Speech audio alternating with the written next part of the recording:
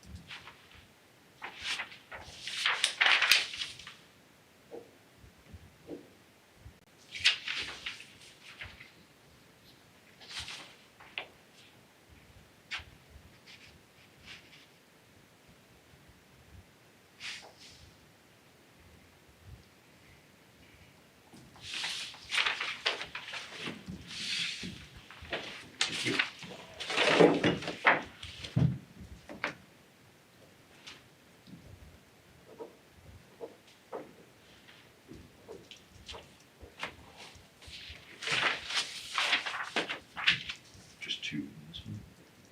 Just two, yeah. How often is the library collecting property taxes up? Once a month. Once a month. That's their, we do a monthly collection for them the same time we do. Is that pretty typical for $36,000? So,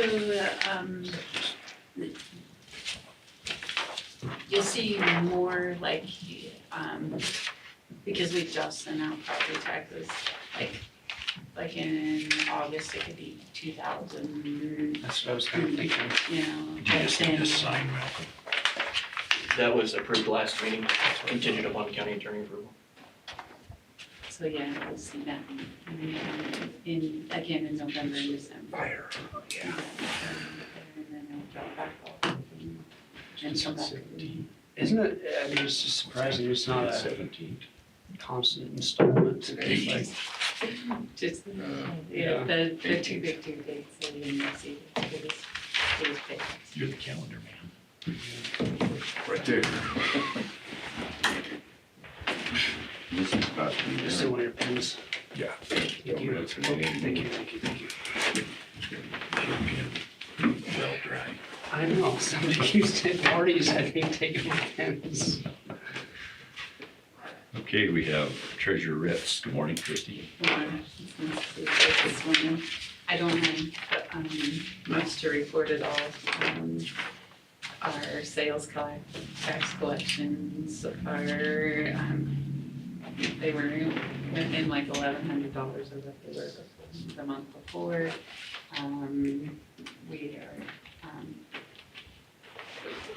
we've had what I feel like is a lot of people paying their taxes in really timely manner. We're trying to educate people about the exemptions. Besides that, you guys have any questions for me? It's rare that we have questions on what you do. I actually just got mine done. Yeah, I had one I thought was a good one. Yeah, that was a good one, clever. I had a question for one constituent. Sure. How do you determine, like, ag equipment is exempt from sales tax? How do you determine if it's ag equipment? The statute is very clear, if it's able to be titled, it cannot be, That's what I thought. Excluded. And it also says in there like lawn tractors. The ag exemption is very specific, it says it can't be titled, it can't be a lawn tractor.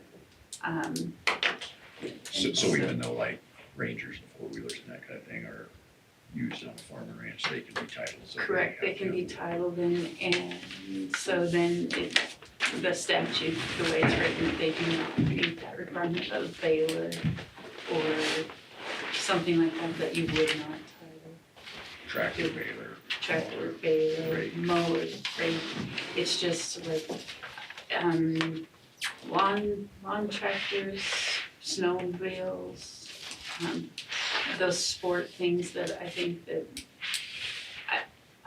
until the statute is changed, they won't be. And that's what I titled. told them. I thought if it was titled, it was Yeah. sales tax. Maybe not. That's why we encourage people if they buy like a truck with a feed box or an auger box, something that increases the value of it. Say you pay $100,000 for a brand new feed truck, but 50 of that is for the auger box.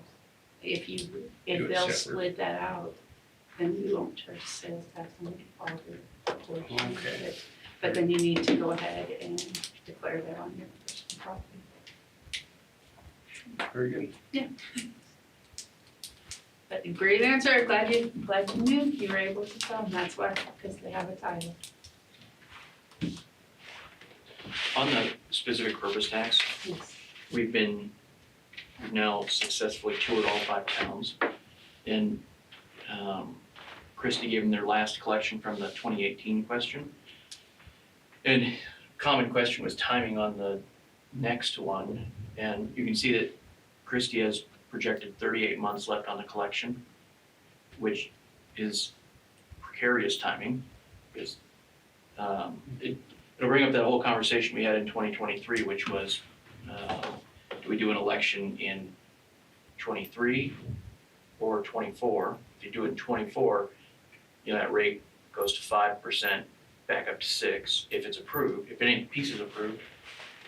So my intent was to invite all the municipalities to your first meeting in January to talk about that question. Because if the collection continues as is, you're looking at the exact same scenario. So you either ask in 26. So are there some projects out there? Oh, yeah. Every town meeting that we went to, there was interest in, any other question? Infrastructure is getting more expensive and fewer resources to improve it with. And so, Really, for a small town, that this is the only way. This is if they want to take away property tax and everything else, then We even property taxes. even if you. Yeah, even like what we send to Hartville, like we just got to listen in on their water project discussion, but their current problems, and this would be about them. So Hartville's staring down a multi-million-dollar water project because their system it's not failing, it has failed. Really is probably the proper way to say it, and so they're at a really difficult spot, but, so when you ask if there's projects, Yeah. you will have no shortage of opportunities. But I'm telling you this just to let you know that start thinking about the timing aspect, really, more than anything. So we'll leave that in your capable hands come January. But the reason January is important is if you do decide you'd rather do a 26 question as opposed to a 27 or 28, folks need to start getting those prepared because I'll need those by July in order to have them on the November ballot.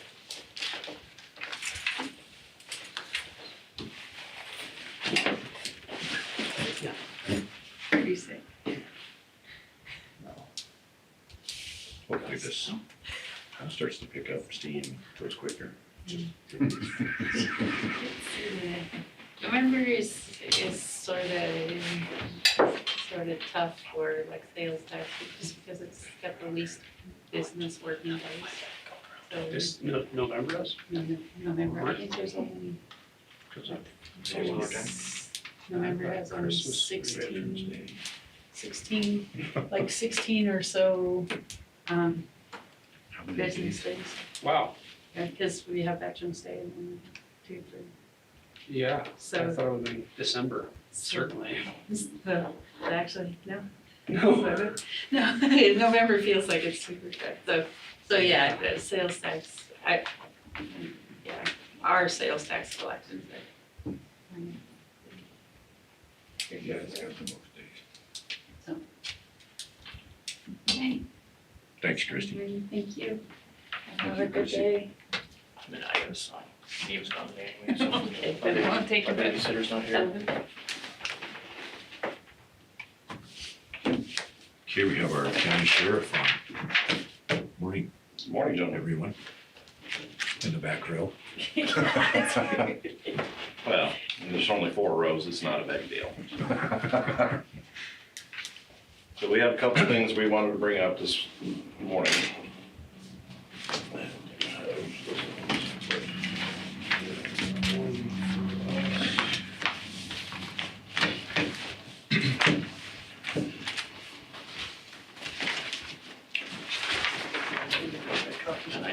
Is your day off on Tuesday? What's that? Is your day off on Tuesday? Am I usually? Yeah. No, I had mouth surgery yesterday, so Oh, how's it going? not real great. Sucks. Took and ripped a bunch out, and put a bunch of inserts in, and Oh, I'm sorry. cut them all the way around, and I got a stem stitches in my mouth at the moment. I was gonna say, you look good in civvies. Yeah, sure. Figured I'd at least show up for this, but not. So you're on a porridge diet for a few days? Yes, back on the liquid stuff again, so that was exciting. That was such a good time the first batch I went around, so. Just had to keep going with it. Want to do it again, don't lie. I figured I wanted to be running around in uniform and guns and things with mouth that's eat up. You might want a gun when your mouth is beautiful. Don't hit We me, don't not the want that. face. Please don't. Anywhere but the face. Anywhere. You guys seen Blazing Saddles before?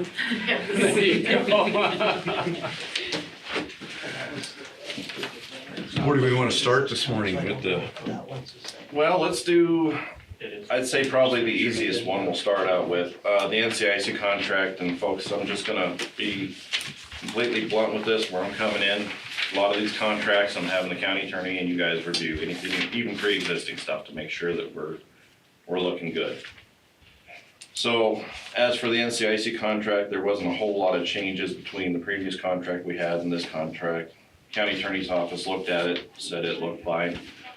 I just wanted to make sure that before we signed it, you guys had a chance to observe and see what you guys thought. yes, First day, and the new one is the first day of January 2026. So, and we didn't have this one ahead of time. Yeah, and I apologize. No, it's okay. I'm saying that more for the people online who are expecting to see it come up. Oh, yeah. Would it be a problem if we had them approve this on the next one, so they have a Yeah, chance to read it? Okay. Are we good on that timeframe? Yeah, do they want the down and dirty on the just bullet points real quick, or do you Yep. want me to wait? I'm just saying, Go ahead and run through that. Alright, so what they did for us was, my rep increased our commissions from 50 to 52%, just because we've been a customer with them before, they bumped those up. They added what they call premium content, it's something the inmates can pay to watch videos, movies, TV shows, stuff like that. That's a 10% commission rate, so on the 52% gross and the 10% commission rate's all included, so it's kind of a, if they watch those movies, that 10% goes into that 52% gross is what I understand. You'll see on there that there's a $25,000 grant. On the old one, there's not one on the new one. That $25,000 grant was for them to buy out the old contract to get us started on their new contract, so that's not gonna be in the new one. So everything on there is basically just increasing commissions and to keep our contract valid and going. So it'll be an increase in revenue is basically all that is changed in that contract. And then if you have any questions, comments, concerns, if you direct them at me, I'll direct them at him and we'll get it fixed. Okay.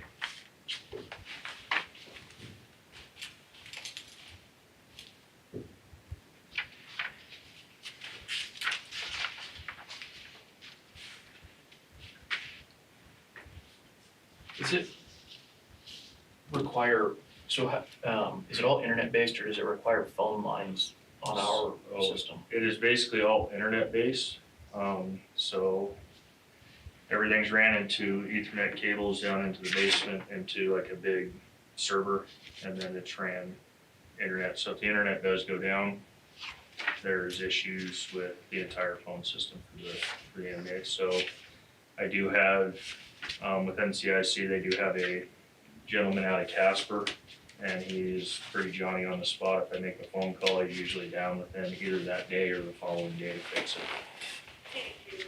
And that should be in that contract as well on the maintenance side. And every time I call them, they're here. Like it's a really good company to work with. From what I've been dealing with the last 3 years with them, they've been really good to us.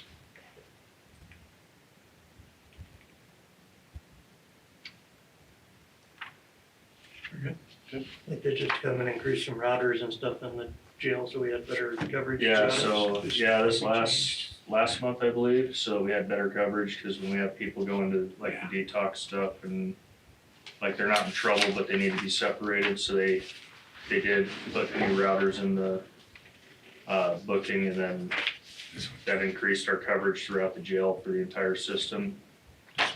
And I never saw a bill for it, it was all done on their own, just Right? based on commission and what they're making and what we're making. This one's the old, right? Yes. I think so.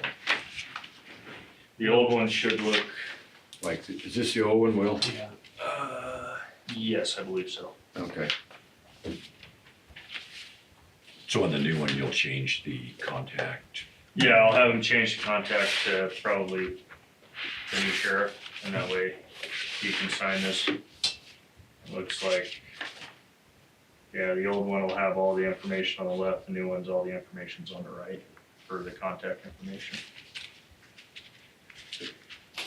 Tony, I gotta tell you, we appreciate the fact that you're having these reviewed going forward. Because, you know, from where we sit, that's kind of a prudent thing. Well, And, you know, I just think it's the right thing to do. and I think it's a big push from my side that, you know, and I talked to Malcolm about this. There's been kind of a separation between the groups. We're all trying to get the same thing, you know, done at the end. So if we can work together on this stuff, and if we can have open book concepts with you guys and, you know, be able to review things, because I'll be the first to tell you, I don't know everything. By gosh, if I have an extra 3-4 people to help me out, that, you know, I'm gonna use them. Mhm. So that's kind of where we're at, and I think you guys have a right to know where the county's money's going. And so, like you said, we're all pulling for the same direction, and so if somebody's trying to, what it makes me think of is sign the contract, you don't have time to have it reviewed, not a good reason for you to, pressure me into signing something that I'm not comfortable with and making me feel comfortable and just sit back going, don't worry, we'll take care of you. And It's always like a red flag to me going, this gentleman here knew what we were going through, and he told us to take our time if he needed to push the date out for the contract. He was going to push the date out for our contract renewal for us. So there was really no pressure for us to sign this Yeah. one, so we could take our time on it and have it reviewed correctly. And I know it went through the county attorney's office. I believe Malcolm got to review it, and it just was waiting for you guys to review it so we could. it's a 3-year, I mean, it's already expired anyways, right? And we're still running with them, so. Exactly, yeah. So what's the cost associated with this contract? I would have to look. 'Cause it's not in here. Yeah, I was going through it, I didn't see it. We don't have a cost, it's just a, I think it's commission based on their end.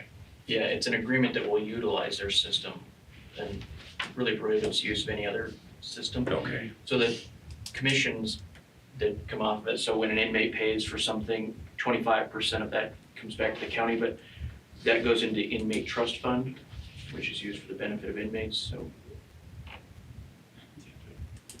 And we've done way better with this company as far as commission rates coming back than we ever did with the previous one we had. So when they come in and promised a certain level, they performed and gave us that. so they basically provide the service for the inmates. Yeah, they take care of everything, and we get a chunk of money for letting them stay there. And so does, I guess they make money too, obviously, but it's not from us. When we were dealing with On the usage of the security, system.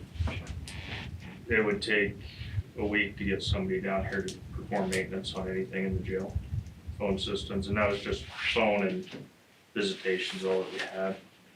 They were based out of South Dakota. It was a week to get somebody down here to fix anything, and I know I made the comment about offering jobs, but like these guys would get just hassled over there over the phones not working. These guys get down here, get it fixed because they know the hassle that our deputies are getting. Yeah. It behooves them to have working program. They Yes. should, I yeah. mean, their commission is based on use, so they wanna get it fixed and Uptime's going, important. so. And also, we were one of the first counties in the state that took on their program, and when we got rid of, I can't remember the name of the last service. Securus, we kind of opted out of their contract midpoint or whatever, these guys helped us navigate that, and we got in with them, and now since we have taken them on, I think there's only 3 or 4 counties in the state that aren't currently using this system. So they've really pushed into Wyoming and have tried to make it a home, I guess.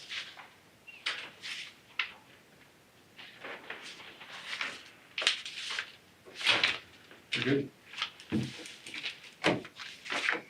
But if you have questions, email me or call me, I'll get you answers. Okay, Medical, high school. Medical, high school. There you go. Michael? All right, so next one we have, I think we'll just keep going with the contracts, and this one is also just for review at the point. We haven't had it over to the county attorney's office to look at either. But this is our big one with Axon that we brought up last time, the idea of, unfortunate part is it costs us more now, but the possible savings, and that this is kind of your child, if you feel good enough to kind of. So when we went into the TASER contract, it's been a few years ago, we went through and upgraded and done a TASER contract with them, and then we looked at buying just a few of the body cameras out here. I'm sure you guys remember that, and then they fell apart on us, and we ended up doing a camera contract with Axon. So we've got several contracts with Axon. Axon contacted us and asked about the possibility of maybe consolidating them all into one lump contract, getting everything set up, getting them on a single payment a year instead of having 4 or 5 payments. Everything would kind of expire at the same time, renew at the same time, all the warranties would be equal across the board. So right now, we're up for a body camera refresh as part of that contract. Every 2.5 years, they replace all of our body cameras, and we get all new. That's up for in March, I believe it was. So this kind of stemmed from that, is if we're going to upgrade or get that refresh done, it wasn't an additional cost to us currently, but it's part of that contract. They could reset everything at the beginning here to then move forward with a consistent pricing for the next 10 years if we look to do it this 10-year contract. He went through and there's been projected numbers as far as what it would cost to renew in 28 for our TASER contract, and we'll have to do something at that point most likely. So he looked at what it would cost us to renew in 28 and then again in 35, I think it is. No, 33, sorry, every 5 years. And then it's the same with our body cameras and everything renews every 5 years. So if we stay on the plan we are now with multiple contracts, are going to renew separately, and then there's always a price increase every time we get down the road, right? And he projected about what their projected numbers, so there's nothing saying these are perfect, but if we lock in at a 10-year rate now, it stays that way through the 10 years, and there's a projected savings of about $250,000 over a 10-year period, if you've done it that route. It initially was going to take our yearly cost up for the first couple of years.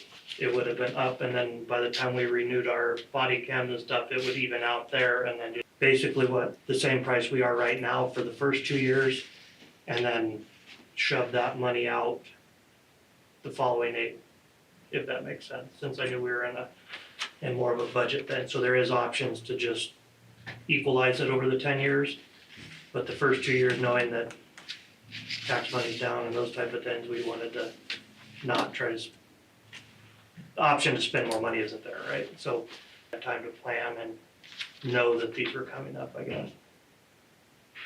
So I guess right now we're just looking at is that we're looking 10 years in the future and signing this and hoping that $250,000 savings is projected correctly and right, and is the savings gonna be what they say it is, or are we taking a risk that it's actually gonna increase more than they projected? So we kinda have that. Word casting this out, that's where that 27K a year you're talking about on this front page.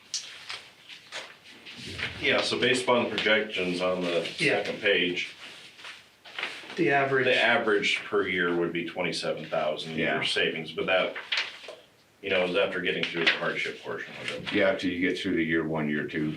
Yeah. Okay. So, and I think, so for this year was 32,000, next year. So we've already started some of the contracts, we've already paid something to them out of this fiscal year, basically, and then they wanna set it up to try to get it put to where we start in July again, to where it's matched up more with our fiscal years, so that way we know we're paying, right off, so they have a December total for 25 on there, which is the 32,000, that would be the remainder, basically, of all the stuff we owe them for this next January to July. That all comes up now, we gotta pay that, and then that gets cycled out of the contracts moving forward. We get credit for what we paid Oh, okay. so far, if that makes sense. Yeah, because the fiscal year doesn't match with Right. where they're. We had some in January, we had some in, they were all over the place, our renewals were. So what have we paid in the past on a yearly basis for everything? Right at that 92,000. That's what we've been That's paying. current, what we pay right now would be that 92,053.71, I believe. So we have budgeted for this year right at 100. Okay. And so, which I think, there's a couple little things in here, which is why I had asked the question about Axon Respond. And so, because that 92 plus Axon Respond was our difference, that's where I was trying to figure it out. So they're phasing out Respond and replacing it with it's called Fusus now. Same thing, just more ability in it. Same program, it's under the same stuff, if we access it the same way. It's just they're remarketing it, I guess. I don't know how to say that any much different, but it is included in this. And part of this 10-year contract also that we currently don't have is they've moved into VR training for pedestrians where they have the headsets and they have scenarios that we can do with them regularly about using tasers, and they have options to add like crisis negotiation and different types of additional VR training down the road. I mean, VR is something that we all sit here and think, but it's coming, it's gonna be what it is. I think it makes my stomach sick. thinking It's got about a place, I think, but it's also new and weird, right? So that includes all of that VR training for the tasers, so then we won't have any, necessarily you don't have to do any live fire training with the tasers.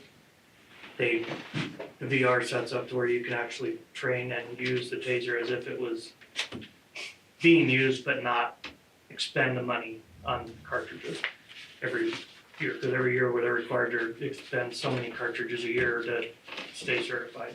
Like right now, we're shooting 4 cartridges a year, and that gets to be at $60 a pop over 25 people. That's a pretty substantial thing.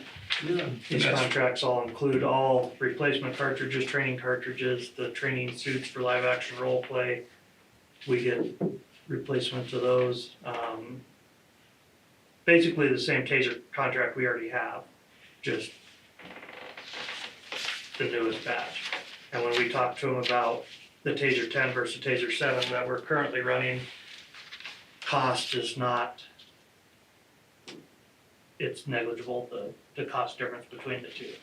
I think you're looking at $100 a handle over a 10-year period, so it didn't make sense to necessarily stick with old technology if we were updating at that point. So they provide tasers, cameras, the storage. We get unlimited Yeah. storage, we get 27 body cameras, 27 taser handles, 14 in-car cameras, systems with the routers, and then those will be replaced at the 5-year mark. Body cameras will be replaced every 2.5, 5, and 7.5, and then the tasers will be replaced at 5, I believe. And new equipment. So it's real similar to what we're doing now, it's just a spread out term, right? And How competitive is Axon? How competitive? With other- If somebody else was providing the same service, how competitive is Axon? Because the as one far thing as cameras, I think they're better, from what we've seen when we looked at them. The last go, we looked at WatchGuard, which is now through Motorola.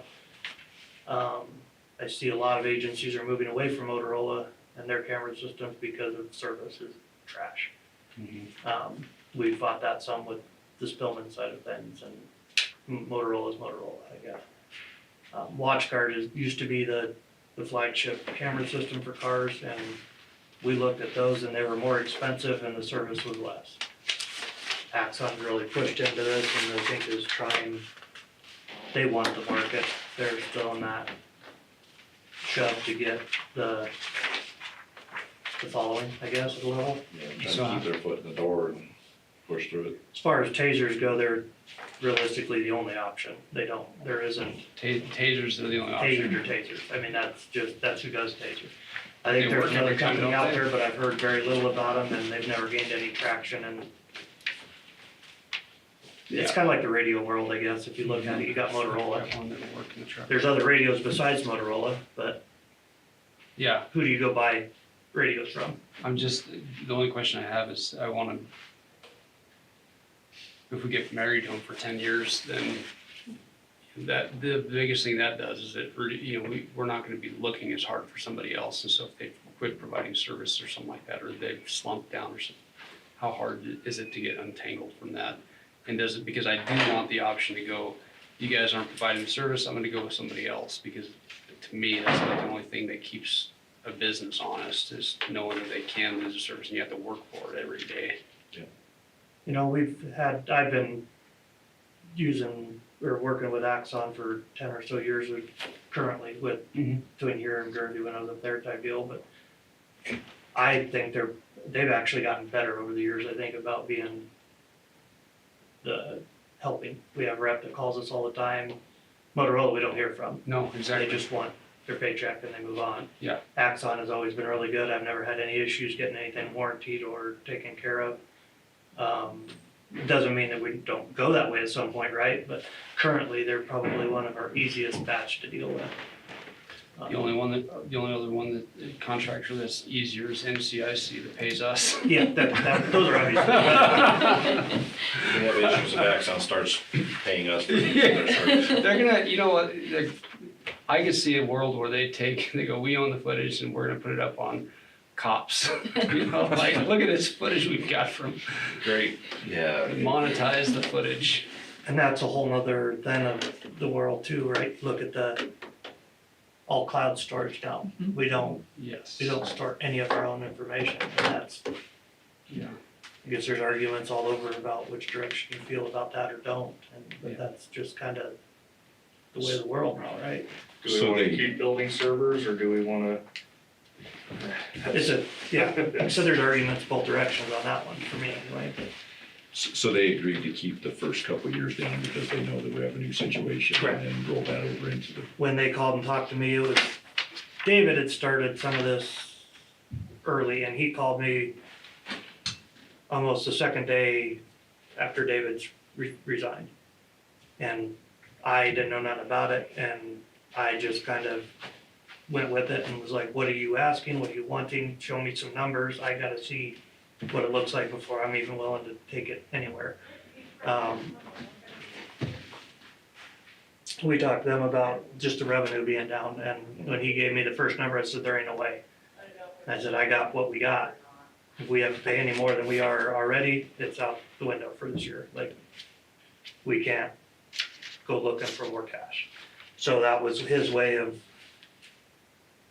trying to make this work, to see if it was, the first contract he brought back to me, he said it isn't feasible, because we're just looking just at doing body cameras and tasers together, and leaving our in-car cameras alone, because that part of this means that they come in and they will send somebody out and they're gonna take all the cameras out of every car, put all new stuff in if we do it. We'll start fresh with all brand new equipment in January.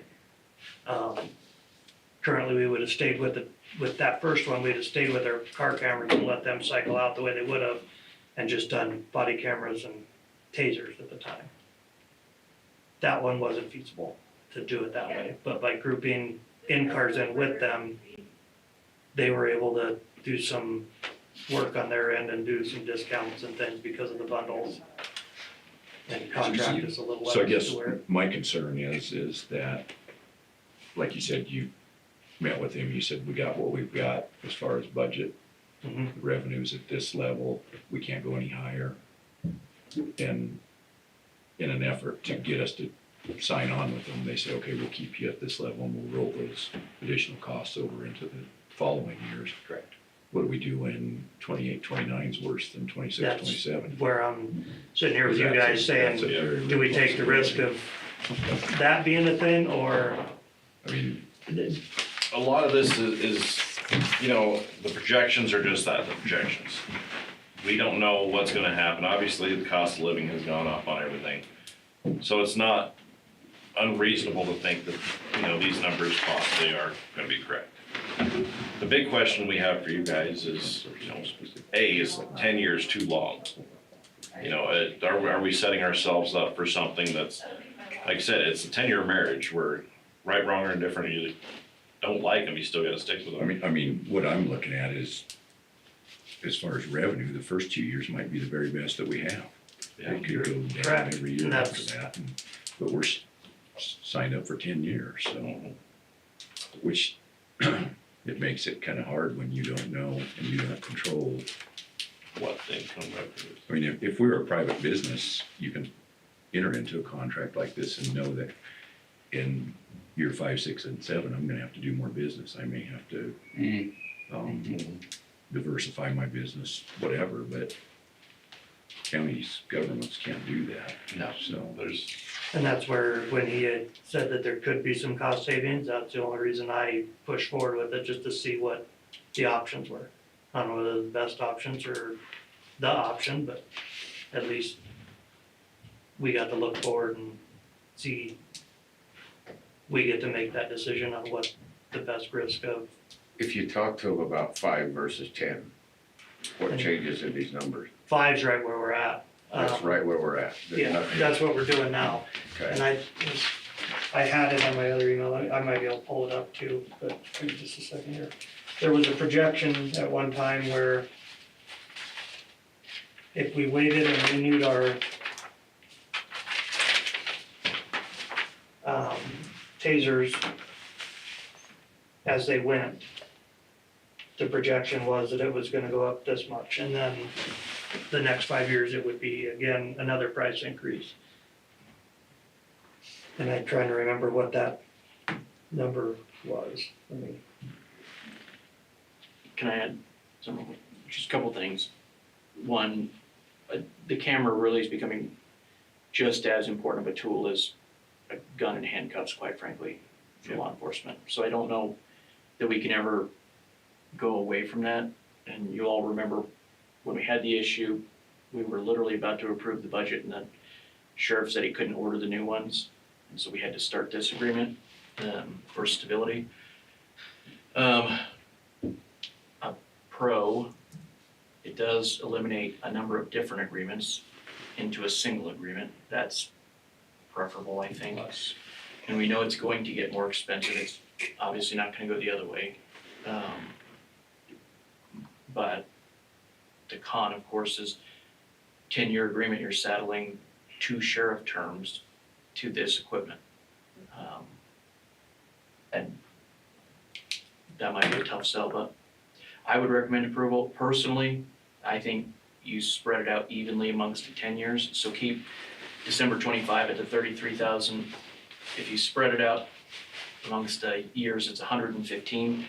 What that makes us do is figure out a way to increase 15,000 next fiscal year as opposed to 30,000 in fiscal year 27, 28. That's gonna be a hard one. And so I personally would prefer, yeah, that would be a bigger hurdle. if you spread it out amongst the full 10 years, appreciate their offer to try to ease us into it, but jumping 15 next year is gonna be easier than 30 in 2 years. Yeah, it's 30% increase in 1 year, that's right. So those are my, Yeah, and I would agree with that too. and like, this isn't a final thing at all, by no means. No. I wanted to at least have a discussion on what it looks like for keeping it level, well, more than anything, as far as if we have the ability to save $250,000 over 10 years, that's appealing to me at Frankly, level. I appreciate you guys looking at it because I think this is the stuff we're gonna have to do Absolutely. in order to inflation protect a little bit.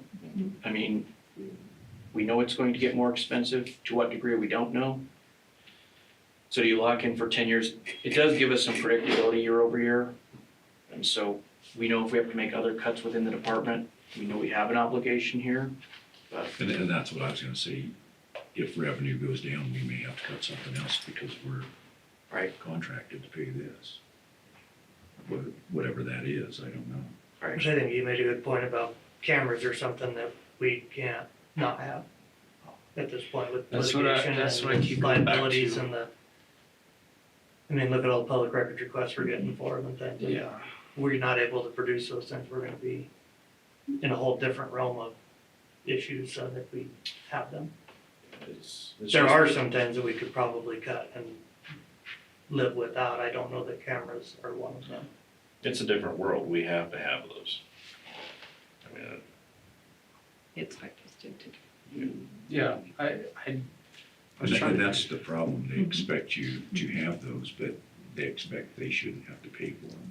Yeah, oh yeah, So we everybody, want lower taxes, but we want greater services, more technology, and it's, we're Yeah. stuck in a bad spot with it. Yeah. there's the rock, there's the hard place. Yeah, Yeah, I mean, I've been trying to search for a way to ask a good question about what would you rather, but there's not a what would you rather. It's you have to have this, and so then it becomes, do you guys trust the provider, and do you think that Ward's done a good enough job talking with these guys to have a good deal? right now, I think so. out of all the companies that are even dabbling in this type of stuff, Axon is the most stable, they're growing the most, they're doing the most, they're always wanting to add, and, you know, Frankly, they've got a they're bunch of like user-friendly. AI report writing things that they've added, and I mean, they're constantly moving new places, more projects, getting better, where I think WatchGuard or Motorola have had the market for so long, they're pretty stagnant. Yes. They just expect their name to bring people back to them. If they've always had the market, they'll just continue to until. But Axon over the last 15 years of what I've watched has grown huge. Mhm. They didn't touch cameras, they were tasers, that was it, when I first started messing with them. And we're on our, let's see, we've got 1, 2, 3, 4 taser upgrades in technology since then, plus they stepped into the camera world, plus report writing, plus they're working on their own RMS or CAD systems and things like that, and have been dabbling in that. I don't know that that's a path yet with them, but at least, you know, they're wanting to be kind of a one-stop shop for everything. So there's no reason that, I don't see them going away like that last company we were dealing with cameras. And I think the service is just, will be there because of it, but.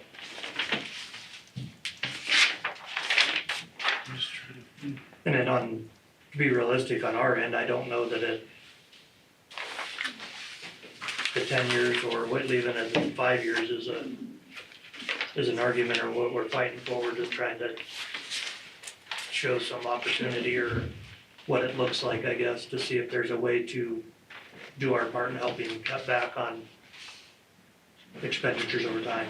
Yeah. Obviously, this year it doesn't help anything, but And the attorney's office has looked at this they agreement. have not yet. They have not yet. We bringing it to you so you guys can have at least an idea of what we're looking at. So If probably it's- at this point, we don't need to make a motion. You could still authorize the sheriff to sign it contingent upon county attorney approval. And the change in the payment. Yeah. Making it even over Are 10 we- years instead of, So let me, I guess just so I understood, are we wanting to leave the 92 for this year?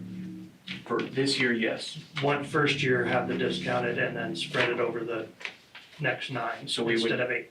Pay the 33 in December of this year, because Okay, that'd be on track with what we budgeted for this year. correct. And then July of 26, we pay the 115 is what it works out to. Okay, so for the so fall, you wanna go to the One price over 10 years. 10 equal payments over 10 years. and I think that's actually how I initially asked him to do it, was get us through, I knew, although I did know next year, fiscal year was going to be equally as tough as this year, trying to spread what little money we get around and make do with what we got, I guess, but I can have him revamp this up and then we can get it over to the attorney at that point, if that's what you guys are. And the deal is, I mean, they work for us. We'll make them do what we need to make them do. So let's just wait before we make a motion until those changes are made and the county attorneys looked at it, and then we'll make sure everything's like we talked about. Okay. If you guys are all right with that.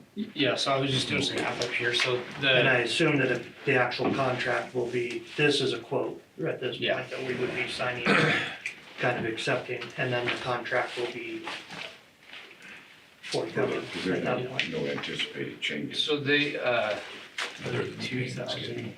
Yeah. If we're talking about even money, like we're trying to inflation protect, that, this is about. So if we think that inflation is going to be higher than 5.5%, which is probably correct, then this is a good deal. So that's the number I'm looking for, so. The number they were talking to me the other day was 8 to 12 is what they project going That, and forward. that's where they're getting their savings from, so I'm pretty confident that inflation is gonna be higher rather than lower. Over 10 years. Over 10 years. Yeah.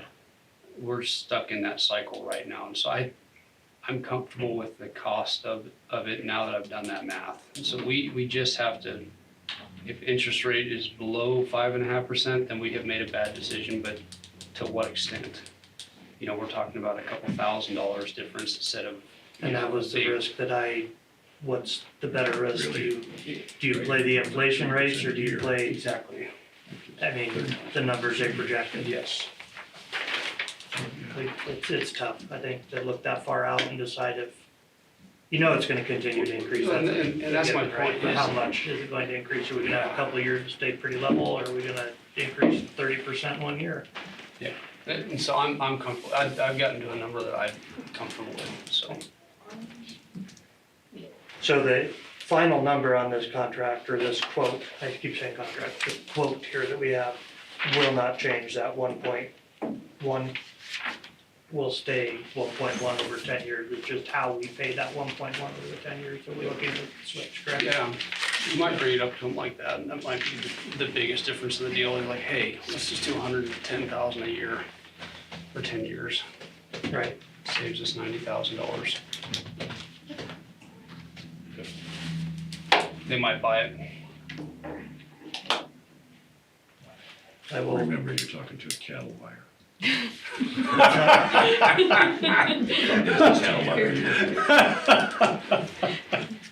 There's an auctioneer, I guess.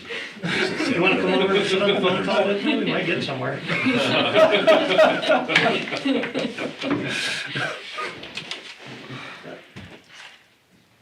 Okay, moving on.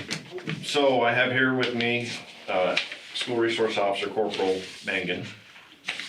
She has had an opportunity brought to her. I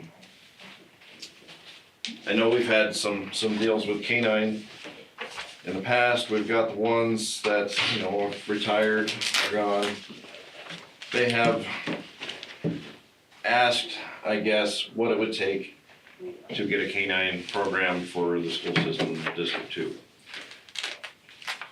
I brought in Deputy Mangan because she frankly has done her homework. She has got her stuff all in a group, but she's done a really wonderful job with this presentation, with this idea. And did you guys get that prior to this, to kind of look over what the, Yeah. okay. So I guess what we're looking at is getting this program started that's gonna have the dog that is narcotics trained and essentially an emotional support dog for the students. Really to try to bolster, I guess, where we started with the SRO program with the schools, with the communities, and have this be, I don't know, what word would you put in with that? Essentially a great PR deal. Words are escaping me this morning, it's not English today, but Yeah, I mean, the push would be to proactively go about the fact that, let's say, Guernsey, Platte County, just in general, we have, a drug problem, right? It's coming in my schools, and that's a lot of our fear, right? There's not a lot of way to prove it. We're down dogs now. I used to every year bring dogs in once or twice a school year, run them, that type of thing. We're getting to the point where I'm needing it a lot more frequently, but we just don't even have the dogs anymore, right? With that, one thing that I've always done is really push the proactive school safety side of things. And with bringing in that school resource dog, that's a big push now. That's a new thing that's kind of coming up. Allowing that dual purpose of narcotics-based, possibly add on additional tracking, like missing persons, that type of thing. But having it not necessarily that aggressive personality, right? We're used to bite dogs. We're used to that whole thing. But having it so that there's still, that member of the community, that member of the school. Like my school's already joking right now, they want to vote for a secondary name for it, right? A school pride name. They want it a pillar of this community, a pillar of the school. Everyone's going to know the SRO dog is that kind of their theory, right? While still maintaining school safety and being proactive to that school safety, right? It's a deter just having it in the schools alone, let alone its ability to be used when we need it to, right? Especially in the area of Guernsey, right? It is a harder community for us when it comes to drugs and things like that, as well as that I-25/26 corridor that's, we all know, running drugs, right? So kind of reestablishing that dog program just a little bit, but in the means of the I would say. I'm pretty proud of our SRO program, that pillar that we've already made for that SRO program, right? Using it in a different way, but still making it that way of the community. I really wanna push demonstrations, right? Make people so comfortable around this dog, but also know its job, right? Respect it and respect the program and what we're doing with it. So that's kind of where I stand on it. Yeah, so a lot of the feedback and, you know, in this job, you don't always get a lot of positive feedback. Our feedback on the school resource officer program has been amazing. This is a program that, when started, you know, we weren't sure where it was gonna go, but now, you know, we went and did a book reading last night, and all these kids came up and they just feel comfortable with the officer now. That's something you wouldn't have saw 10 years ago. A lot of those kids, everything that we did, they were very shy, very worried because, you know, are you gonna go arrest mommy and daddy again, kind of thing. Now it's very open, and she's, you know, really great intel, great public relations, great everything. So now I guess we're kind of looking at what is the next step we can take with this. And once again, talking about our financial woes coming. She's done a lot of legwork, and actually we are looking fairly good at getting initial things pretty much all paid through.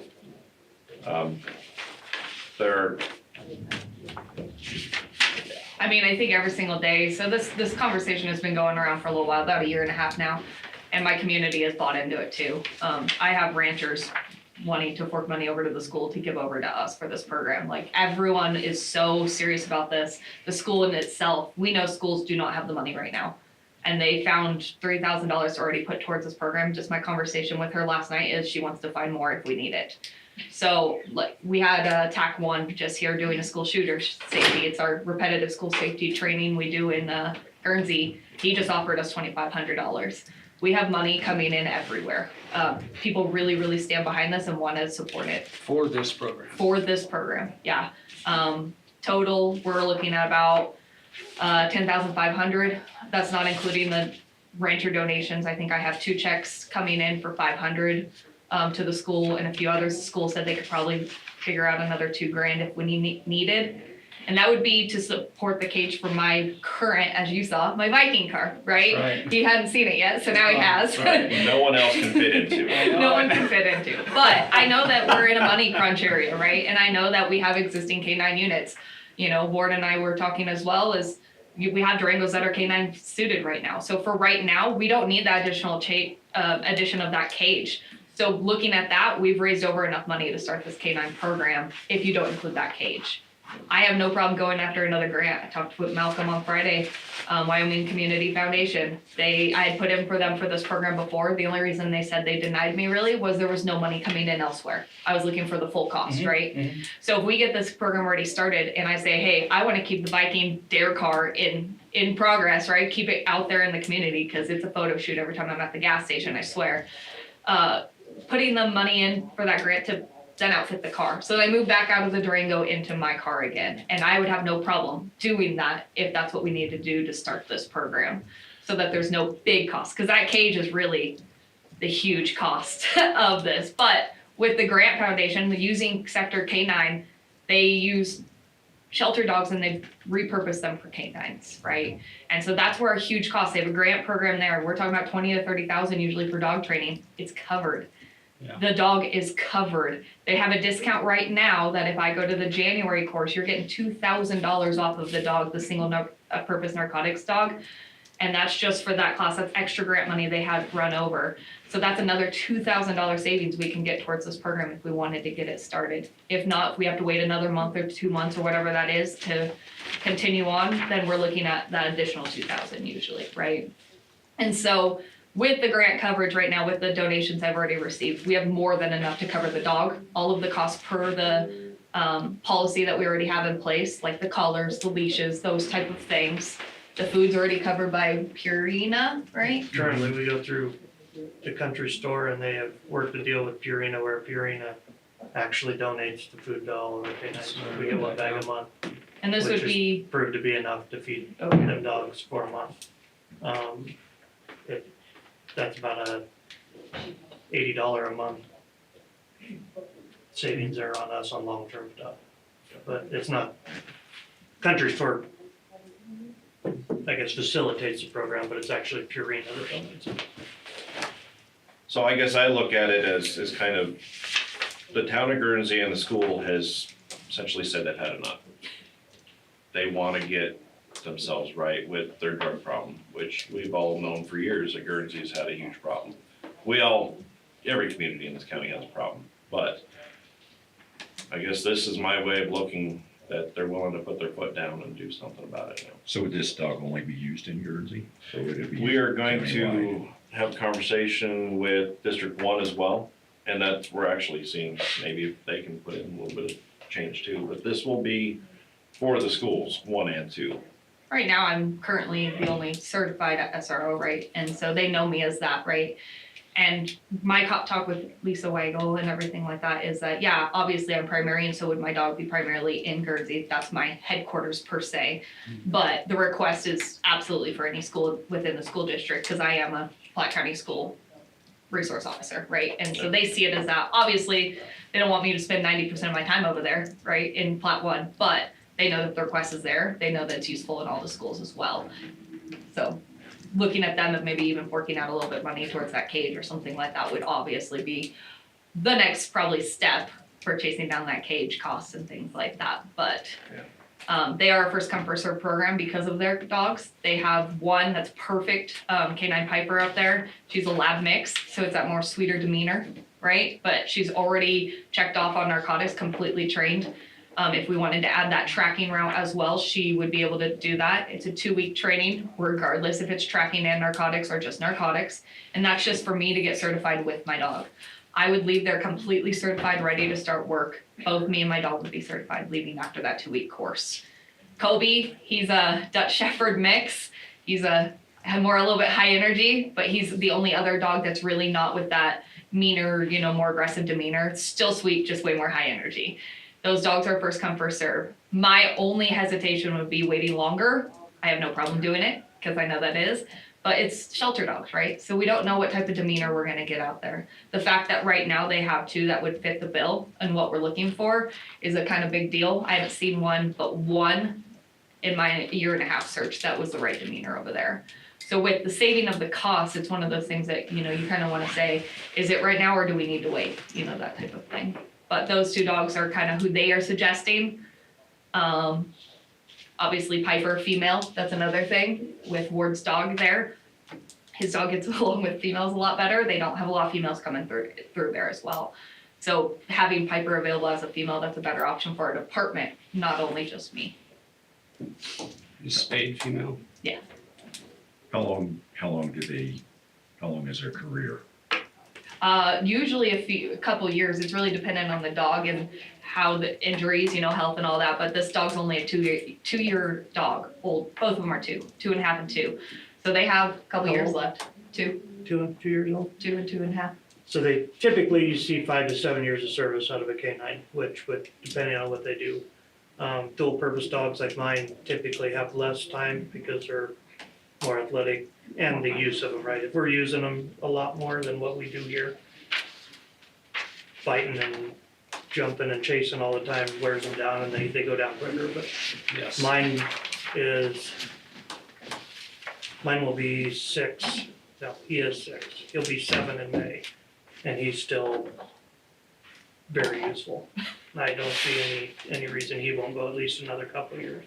So basically, you guys have donations that cover the cost of everything. The only thing we would, additional costs would be like any extra time it took you to take care of the dog or any veterinary expense. Typically, the way we have been doing that by the policy has been 12 hours of comp time a month for the care of the dogs. Yeah. 48. Yeah, and we cap it at 48, so that's, you either use your comp time or you don't, right? Like, Use it or lose it. and that was a way to try to, when we started that last program, to mitigate cash cost of it.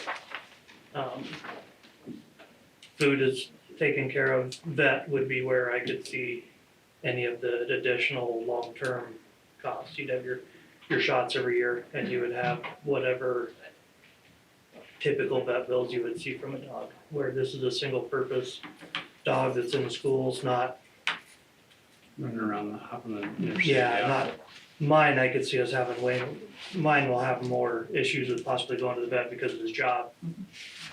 And what could happen to him in the process of using him for that.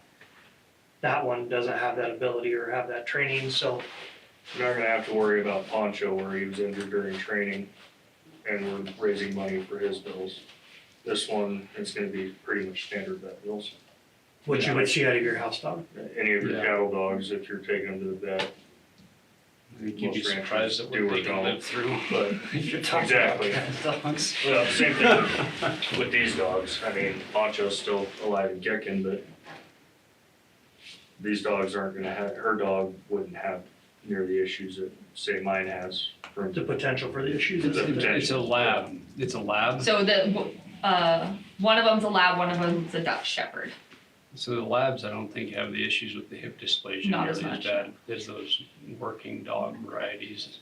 So, And that's why we stayed away from the German shepherds when we done the last batch and went with Malinois, because they don't have And the that's- the hip issues and things. Genetic and can be tested Yeah. for too. The American bred shepherds are getting, then you'll get into a fight with people that breed them, but yeah, they bred them into that slant back hip thing, and that has caused huge issues in their genetics, but.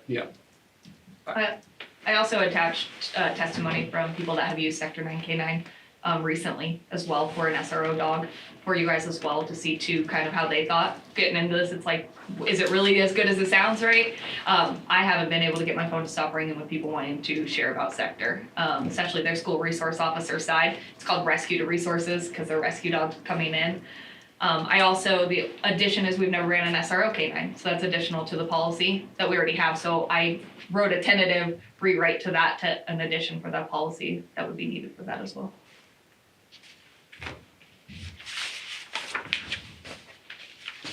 I mean, it's a huge undertaking that she's willing to take. I think you know that. There's gonna be a lot of time and effort going for a person who's already essentially nonstop going. But if there's anybody who can do it and do it well, it is frankly her. I mean, she's got more energy than I could ever hope to have, and I don't know where she finds it, but I'm not gonna take it away from her. So she actually come to me and David year and a half ago about doing this, and it's been kind of put off on her to, you come up with the proposal, you figure out how it works, what it looks like, where we get the money, and we'll push it forward from there. And she took the initiative to go through and do that and find it, so that tells me her dedication to it versus just handing somebody a dog, right? Like, yeah. you wanna go get this thing? It changes it a little bit, something she wants, she took the time and the effort and it. As So, as here an we are. as an impersonal note, I look at it and go, okay, how hard is it to separate you from a dog? And you go, okay, if we get a dog, that means we have you for probably another couple of years, you can't leave. Go, okay, if we're Sorry. worried about retention, we get her a dog and then give her something she really cares about. I'm really impressed with how much effort you've put into this. I think it's a really good idea and the community really supports it. I don't know if there's been a bigger win. I really appreciate you doing that. Thank you. It means a lot. Thank you. And I think, and you probably know this too, that if good dog's worth, Yes. you can't put a price on it, really. I mean, I have a dog with me 24/7, except for when I'm sitting right here. That's right. Like to be here, but, yeah, a good dog's invaluable. So, and where you found the money, for the majority of the costs, I don't have a problem with it. Now, I guess we didn't cover this part of it, and I don't know how much she looked into it, but as far as the 3 months she's not in school, that dog would be hopefully or realistically used as a dog on patrol for, as we would use mine. It would go on a shift with her when she's working her shifts during the summer and not in the school. It would be utilized just as a standard K9 for us throughout the summertime before it went back to school with her in the fall. That's why I didn't go with guns, because originally we had talked about maybe doing guns in schools, right? But now with the new policy that came down, anyone can carry in a school with a concealed carry, so we changed that route, and I wanted to originally do tobacco, but there's no point for that if it's gonna be on the road during the summer, right? Cause that's just going to be a false positive on the other Yes, situations. it'll wreck your other stuff, yeah. Yep, so that's why we selected to go the route of narcotics, truly narcotics, and then possibly that addition to tracking, for that additional benefit that we kinda have. And I really like the idea of the tracking, because, I mean, you have kids, gives you a little peace of mind. I mean, shoot, mine walked off for 5 minutes yesterday and I freaked out, so I mean, the idea of having something that can help. I don't think there's anything bad about this, and I honestly, thinking more closely about it, not to make it a gender thing, but I think it's a really good idea to have a dog with a female officer. I think that provides a lot of support, Have a especially partner when we with you don't as well. have support that's right there, within 10 seconds of being there. I can see that as being a very, very important thing. So with the tracking aspect of this dog, it's just things I'm thinking of where I've had one is, like mine's a dual purpose dog, he's aggressive, he's an apprehension dog. Yes.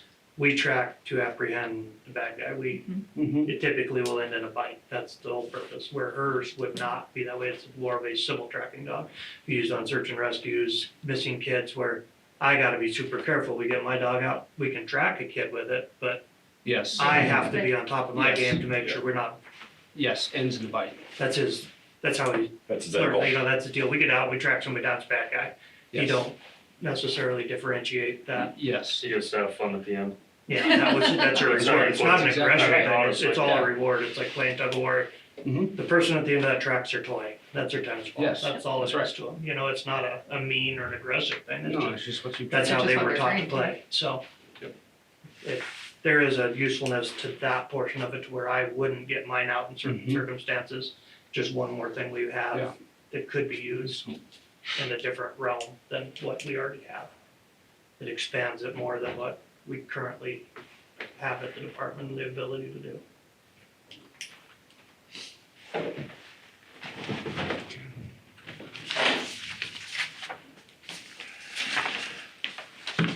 We don't have a motion to approve that, do we? No, so it sounds like as long as you can get the donations to purchase that upfront cost, then we'll pursue a grant on the vehicle upfitting and just go from there.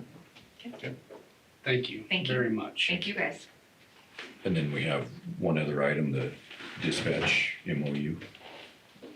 And I don't have that with me, but, Sorry. It's just on our agenda here, so. okay. So this You is didn't put it on um, it? This is after, you guys probably remember this. yeah, There it is. county attorneys looked at it now. Yeah, so we had a few revisions back and forth. County Attorney's Office weighed in, and the town of Wheaton approved it last week. And so if you all approve it today, I will bill the town, and you can see, we break out what the various costs are, the dispatching services, which the town of Wheatland came up with those. The software costs, server maintenance, and then phones. So we did add in here, for what it's worth,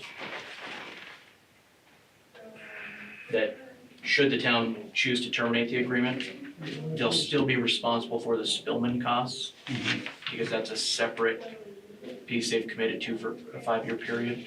And then the town also had some other, like the shooting range, That's out. and we taken all that out. Yep, that's out. This is solely focused on dispatch. I know they're working on a shooting range agreement, which we'll talk about that when that comes, but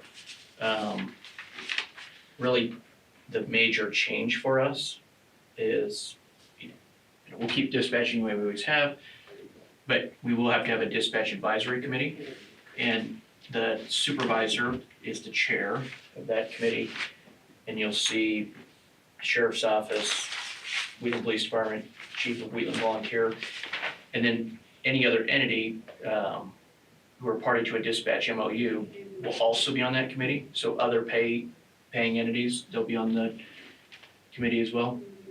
Just requires that we hold a monthly meeting off-site with that committee, and really, they just provide advice to the supervisor. And the goal of that was if an officer had an issue with the way a call's being dispatched or the information's being entered, they're not taking that up with the dispatcher on duty. They're working through that committee to try to eliminate some of those interpersonal issues that have come up in the past. So there's gotta be somebody there to keep it from being just a giant complaint fest. Well, that's why, Is that on? if it's off-site, Tiffany's the chair of it. Okay. That way. That would be my concern, is Tiffany getting overran with it. So, and That's your job. I think that's where it helps that I'm in there as well. We have, one would hope that eventually the leaders of the departments would be able to figure something out it benefits everybody. And it's not new, we used to do this. Yeah.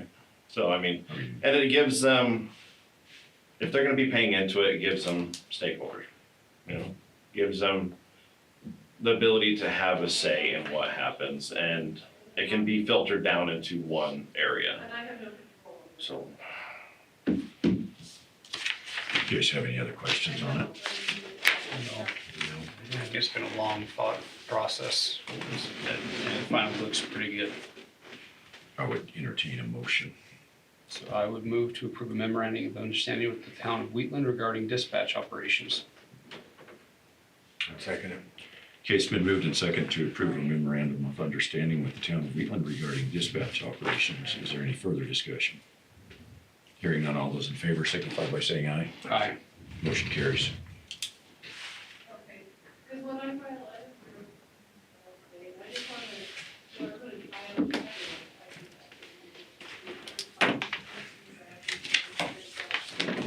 All right, so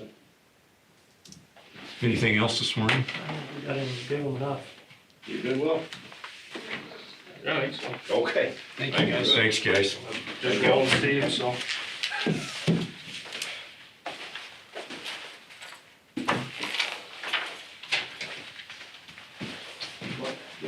Yeah, we got about half So an does it hour. hurt to bend over, cause I can take my, No. Yeah. Jimmy, behave yourself.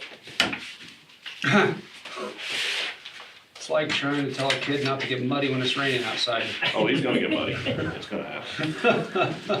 Thank you guys. Yeah. They had a school shooter deal in town here Saturday. My kids are right down in Tugwater. And when he got home, he says, Will shot me, but I killed him. That's right. And I said, you guys were doing what? And they called it some kind of ammo. And he said, Dad, it hurts. He's a grown man. He got well? He said, it hurts when I you bet get shot. so. He actually got well? Oh, yeah. You got him? Good job. He said the one that got him in trouble, he said, I got him in the shooting hand.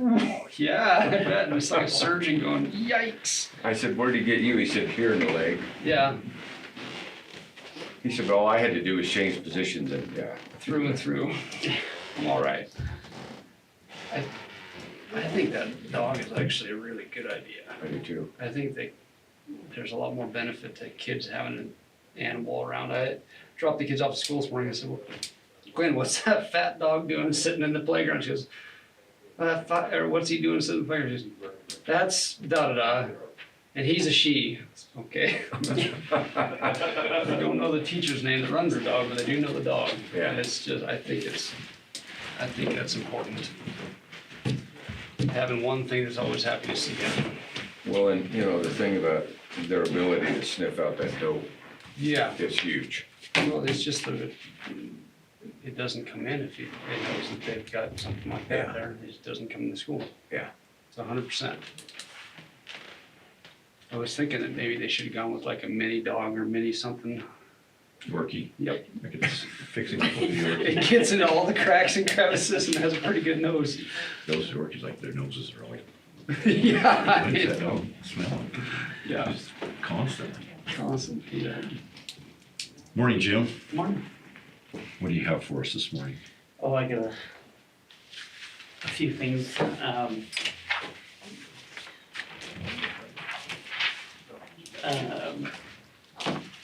Common building roof. Where are you guys on that? What do you want to do?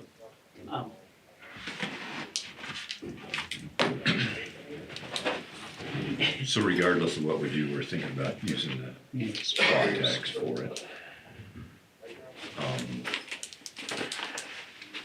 You have the estimates. I was gonna send them to you, but I'm having computer issues, so. I think you sent them to us once, didn't you? Yes, Yeah. yes. Do you have those? Malcolm, pull up? I don't. What was the first meeting you were on that, do you remember, Jim? What month? I think that might be all I It have. should have been at the last No, one. I don't think I have, because it was 100 grand higher. I thought it was like October 7th or something like that. It sounds right. So the, One of them was like 60 and the other one was 162 or something.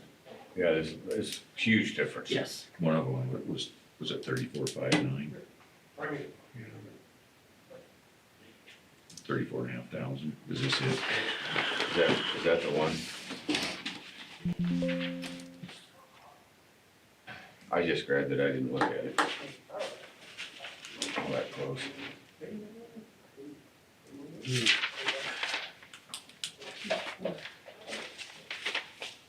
No, this is, no, this is the roof at the arena.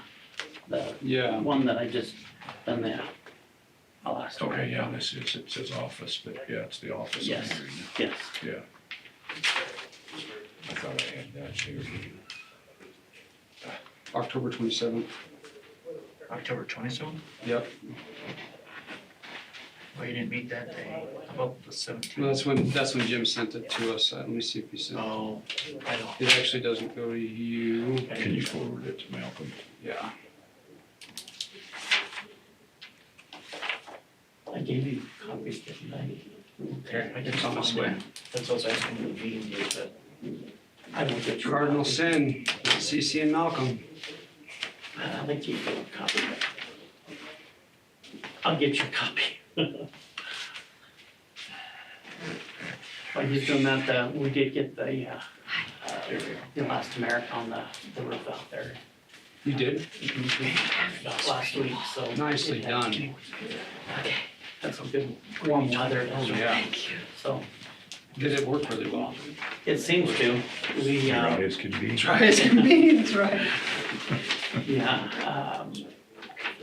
I bought 7 5-gallon buckets and we painted it on 5 times. So, Good, You put 5 coats on. yep, good. use it all. Yeah. Just put it on there and keep rolling it. So that's what we did. How long did you let it cure between coats? About an hour. So it said You that, could get on it after an hour. yep. Yep. Thank you. So, and then we've done, so we've done 3 coats one day and then finished it up the next day after about 1. So, I had to find a bunch of screw holes where the screws had backed out and disappeared. Did you? you know, and we had already went over them couple previous months before and dabbed every one of them with it and we put more on top of them. And, so. Can I hand this to? I don't know. Hello, Hello. my handwritten Thank letter you. appealing to you. Very good. Thank you. I know you'll do the right thing. thank you. So here's the Fisher Roofing. This was the, not replace, but Repair. repair, and where did it say Wasn't 15-year 15-year warranty? warranty, yeah. This one was full replacement. Right. With similar material to the jail at 146, And what's the warranty on that? and this one I believe was 30? 30, I think. Yeah, you're paying Yes. 100 grand for 10 years of warranty. And I actually believe, on Fisher's, I think he gave you another 5 years, so we took it to a 20-year warranty. 20 year, that's Yeah. what it was. He did.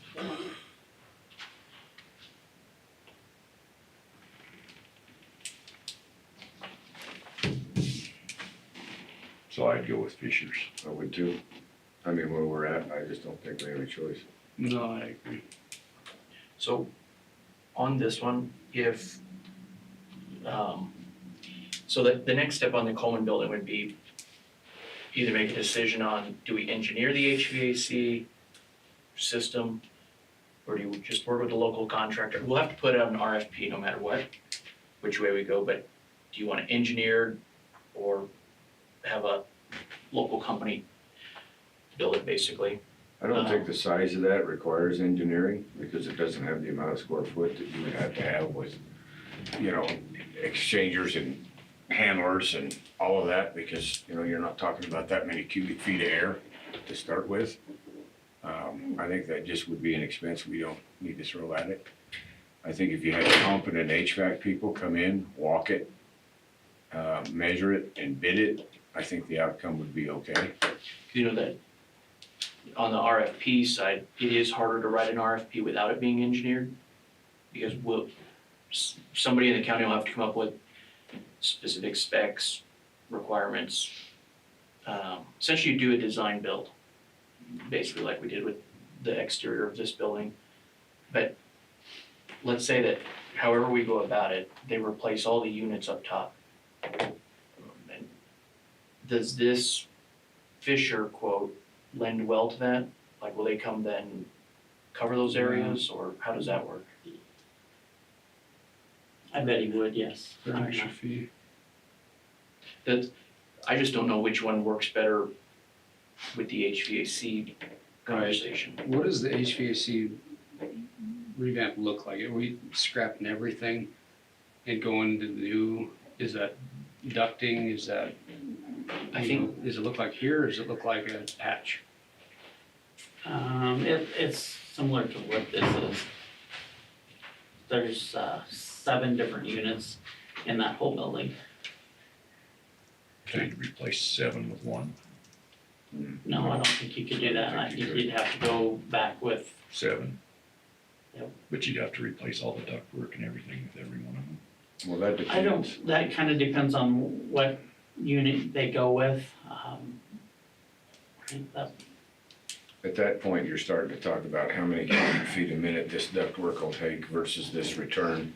And then I think the word that they always use is you balance the system. And that way you get, you know, better control in zones, if it's balanced like that. But, you know, competent HVAC contractors know how to do that. You know, because they know what the square foot of the building is, they know where the drops are, and if they had to, you know, take out part of the ducting if it was, Right. you know, too small to carry what they needed to carry for a particular distance with how many drops, they're gonna know what they need to do. You know, in a walkthrough, they should be able to bid that, I would think. So is it a matter of deciding which happens first? I think, that's my question, because I just don't know, but, so that building's been altered so much since before we bought it, and then since we bought it, walls have changed. It is, like, on the county attorney side, there's I think there's 3 thermostats in that building, on that side alone. But 2 of the offices, I think, are run off of one that's trapped in an office. Right. So when that person leaves, shuts their door, everything else is kind of screwed up. But anyway, it's not really in a common area. So that system is just in serious need. Then like that conference room it's connected to heat, not the air. Right. And then we had that huge leak, remember? So there's just, I think that's a building that needs HVAC update personally. Because I think we have band-aided it, to Ian's question. I think that we have to do HVAC first. Either that or have Fisher involved, Yes. whoever the Yes. contractor is, so that they can coordinate what they need to do. And so do we need to get some bids on that? I could help with the RFQ or RFP. We just have to, Jimmy, we have to, if we do that, I'm with Jeb. but we have to define the problem really, really well. So what do we want over there? Do we want zones? And I'm not sure what it looks like right now, but say we've decided if we're gonna take out everything and start way from new. And so we need to define what we want, what it needs to look like, and then ask people to bid on that. And so if you could help define the problem, I can help write the RFP. Okay. And we can go about it that way, but we should probably start there. Then we have a posting requirement in the newspaper, obviously, but I'm happy to help with that piece. Yeah, so this is, I'm open to whatever, but I think what we need to do is if you define what the problem is, the square footage, the insulation type, I don't even think we need the insulation type, you just need the square footage and what zones we want and where we want it controlled from. What it looks like, as well as you can describe it, then we can, that is 99% of the RFP. And so we'll work on that together and Okay. then we can post it. How long is Fisher's quote good for? Last month,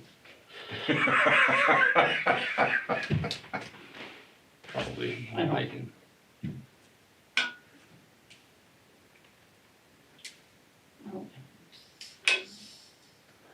30 days, so it was They May. usually go 30 days, but I don't. So I think, I mean, there could be some things changed in his quote based on what happens with the Right, right. HVAC on the roof. So we'll go with him, but I think you probably need to be in communications with him about the other part of the project. Okay, So we can get it all coordinated. You mostly deal with Ryan? yes. Okay. Uh, You know, and going back to this HVAC thing, I don't think we need to reinvent the wheel in that building because, you know, you're dealing with a given square footage and, you know, who knows over the years if they've got, you know, a unit that's shy on tonnage, if you will, for trying to cool a certain amount of square foot, or if they overkilled it on tonnage, thinking that they were gonna tie in and go someplace else. Right, You know, that's where these guys, they got a way to figure that, you know, and by the time they do that with duct size and lengths and runs and drops and returns and, it comes out pretty good, you know, to where you don't walk out of one room and it's like 70 degrees and you walk into another one, it's like 78, right, you know, just on the other side of the wall. You know, they don't have that so much anymore. right. That's kind of the way it is. Excuse me, Doug's office is where the thermostat is. So he keeps it hot. And, yep, he likes it warm and it feeds Morel's She And- sweats. a little section of that hallway right there by that little kitchenette. Yeah. There's a vent there, so, You know, a walkthrough with whoever, you know, comes to bid, whatever company it is. I think it's something you'd have to do with both three, however many come, you know, and wanna bid it. And with that paperwork being uniform in the front, they're all gonna know what they're up against. That's why you see so many government agencies engineer things as opposed to like private where in private, you're really able to pick somebody and then just, that's my guy, I'm gonna go with him. Where we have just really clearly define a scope with these, that's why you see so many engineers, that's why I let it off with, do you engineer it, or essentially your RFP looks more like a design build You know, Yes. like we did for this building, where you're just teaching HVAC guys and saying, I want you to design it and build it, here's our problems that we're looking to address. But I didn't, you know, I know we've talked about this a little bit, I think there's some opportunity, some wasted space in that building, frankly, like the law library, I think has the potential to turn into 2 offices, whether one's just file storage or whatever. I think that's an opportunity in that space, but we can't do that until HVAC's figured out. well, that has to be part of that figuring out in the HVAC if you go throwing walls up. right, Cause then you're dividing spaces, you're changing airflow, all of it. And I don't know, you know, like the basement isn't controlled, yeah, there's nothing down there. and I don't know, maybe it's worthwhile to go look, see if it's worthwhile, even just for dehumidification. Have something to, I don't know, I honestly don't. The majority of the ductwork in that building, if not all of it's overhead. Yes, Yeah. all of it. It's all downdraft. Yep. Okay. That's been a scabbed together, well, it was a gas station, you know, so, That's right. gas station turned medical clinic. That's right. Yeah.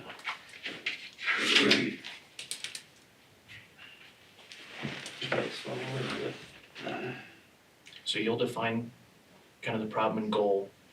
I'll get together an RFP. It'll look like an RFP for what we want to do and it'll ask for, this is what we expect, this is what we have, this is what we want out of it, and then we can go from there. Like Malcolm said, more of a design build, and I think that we have capable contractors around here that will allow us to do that, right, hopefully. That is a pretty coded industry. And This when, much air change. when the time comes, when you're walking through, let us know, because we might want to be there. too. Yes, okay, please. And that'll be part of that RFQ, or RFP advertisement too, will be a walkthrough date. Mhm.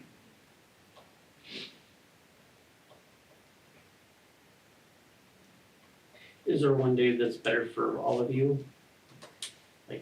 For a walkthrough? Yeah, We'll, like, after a commissioner meeting, does that work the best? we've got to do some stuff before we schedule a walkthrough. Like, we'll get. I thought you were talking like walkthrough before we Oh. start this, RFP. You wanna I don't see see it any before? need in that. Okay. You've had eyes on it Okay, for how many okay, years? right, gotcha. Yes. So you and I will get together and then we'll, okay, Yes. gotcha. But when you get a contractor here, whether it's ABC, whoever, then, Right, yeah. okay. Yep, I got you there. So we talked about that. We have pretty much finished up, the basement in the jail. Cleaned that up, got some, the evidence, places done. So we've cleaned up some walls, got rid of some walls, painted, got that cleaned up, so it looks pretty good down there. So just to let you guys kind of know that. Nothing's leaking anymore. Nothing is leaking anymore, so we are looking at, trying to come up with some kind of a trough or something to put in the evidence room over, there's one, sewer pipe that goes right through that. So, if it were ever to leak, it's gonna leak right down on top of that evidence storage, and so they'd like that done up better. That's that old cast stuff too. Yep. Yep. So, And it has not leaked there for, several years, but, cross your fingers that they don't, because that stuff's, woo. but we'd like to put some sort of a trough in there, but I don't know where to go with it yet. So, when we get that figured out, I'll bring it back to you and let you guys know what's up with that, so.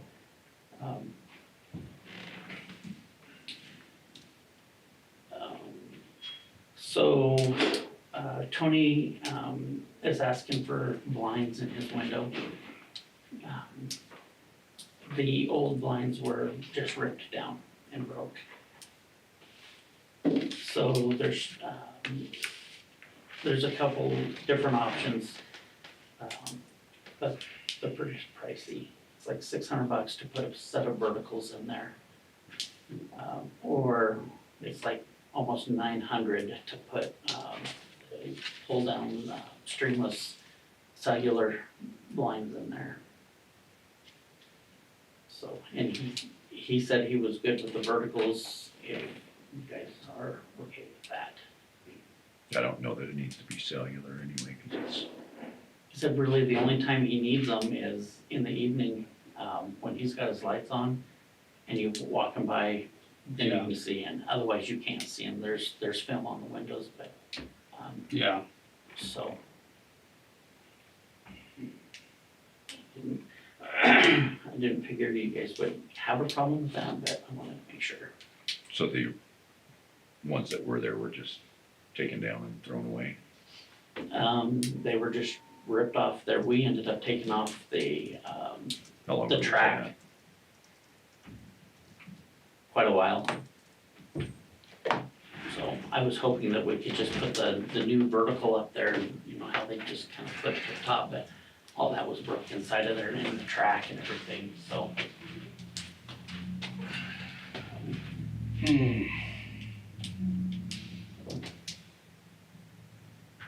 That's frustrating.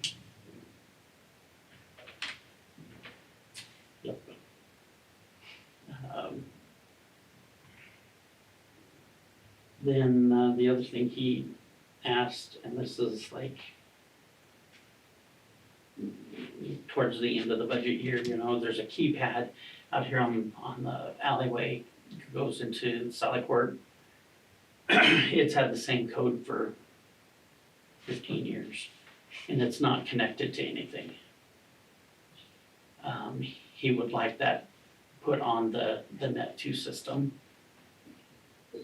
So, and those are like $2,500 a door. So that's something that, you know, obviously we can wait on. What's there is working now. It's just, you can't, You can't change the code. Can you just put I different- can't. I mean, I don't, you said it's had the same code for 15 years. that's what he told me. When he first came here, it's the same code as, and I don't know the code, so, it's like what's on the Agriplex now. You can't tell who comes in and out of it. It's one code. Just change around the keys on the pad. Encryption 101. Yeah. All the little buttons up and remove that. I know, that's what I was thinking. All of a sudden it becomes a different code. Yes. Yeah, I don't know. Same location. Exactly. That would probably actually work though.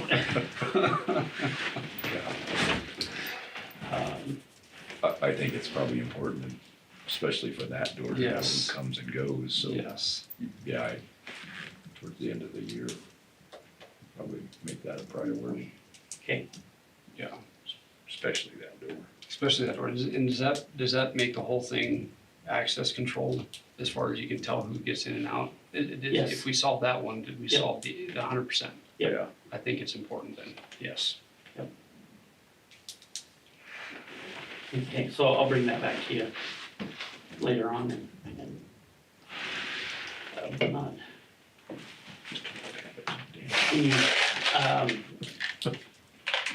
Quarter turn. The other one I don't know how to handle, there's, speakers on that large outdoor arena that are blown and need to be fixed and replaced.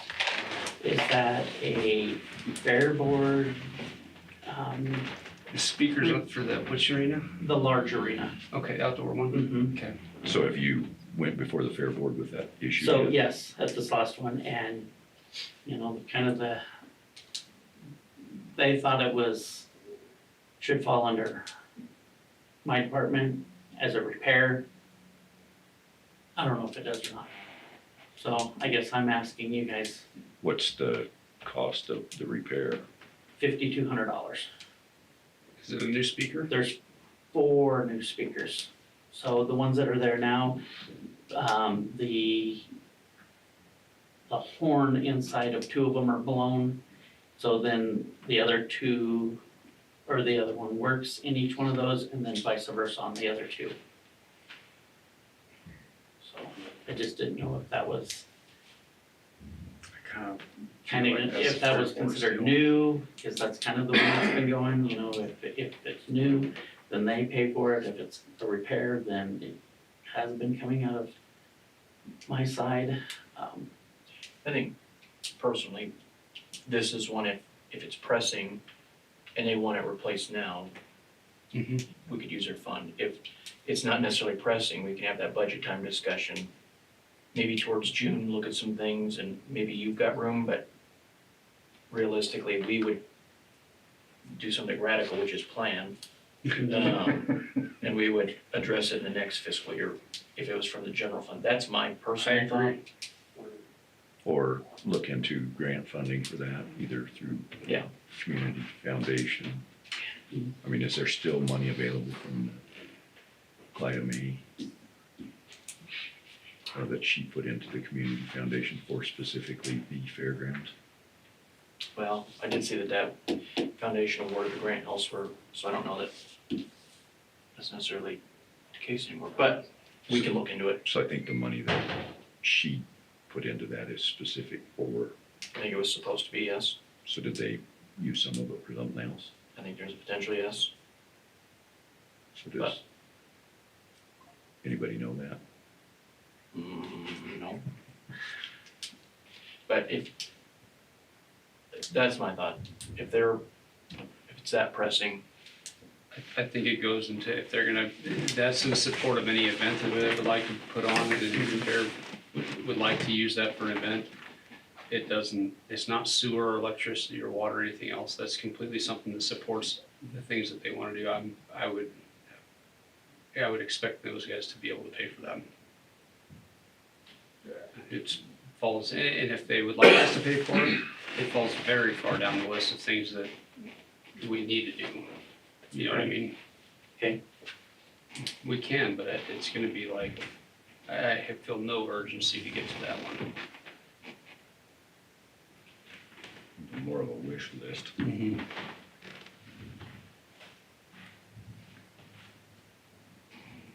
how long has this been coming?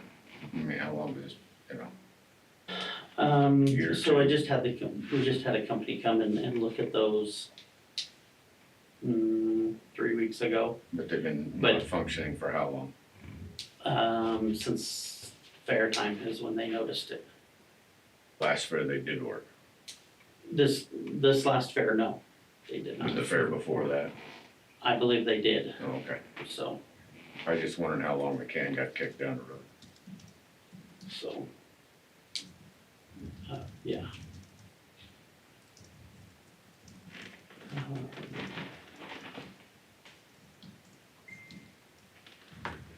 Okay, that's about.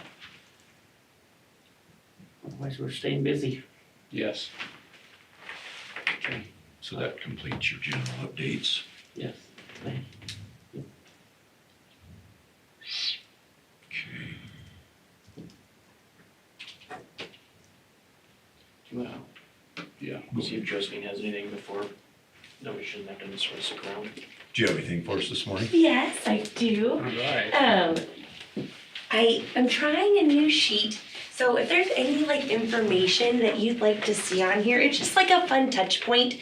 I would love to know your feedback if you want to see anything else on a monthly basis. And then I guess the only other big thing I have is we have a grant available. It has to be for a business or a nonprofit. It can't be municipality owned, but it's an energy grant. And NextEra has agreed to pay, like there's a 10% matching for whatever company, but it can update their windows, HVAC, whatever, to make a business more energy efficient.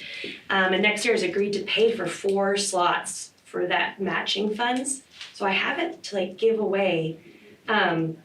And the only one that's expressed interest is the theater, and they're a municipality-owned building, so they don't qualify. But if you guys know of anybody, you can point them in my direction. Very good. Yeah, I would just assume that that actually is a pretty spot on grant for this area, this vintage of buildings and stuff around, Right? you know. And then the meeting tomorrow morning, bright and early at 7 a.m., you of course are all invited, and we have 2 speakers. One is the business teacher from the high school, Peter, and he's gonna talk about how to get the youth more involved in like internships and I think kind of the school district's goals. And then Cindy Delancey, she's a personal mentor of Malcolm and I, and she is the lawyer for like the rare earth mines, and she works for Governor Gordon. So it should be 2 really good speakers. Good. Yeah. Very good. Well, thank you guys. Thanks. Good meeting. Yes, thank you.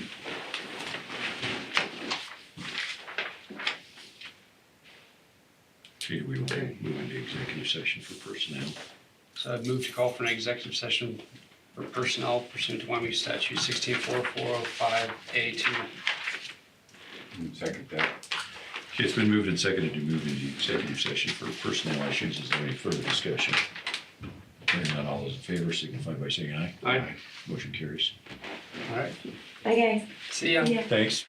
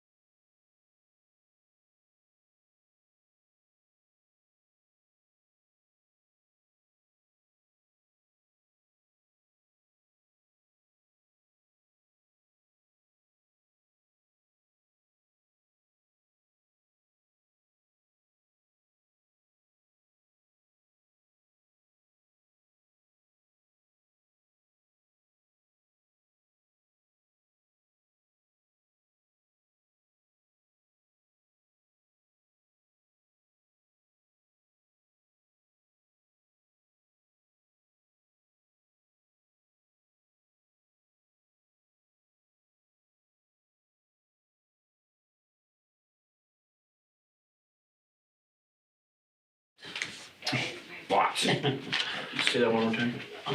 BMO, how much, what's my credit limit on that card? I think yours is 10, but we can adjust it. Okay, that'll get me what I need. I don't really need What what do you need? I wanna go pick up the flooring for public health. When are you going? Probably next week, Okay, so, I'll send you a message and make sure. yeah, that's way more than. Okay, Thank you. thank you. Okay, thank you. Your turn.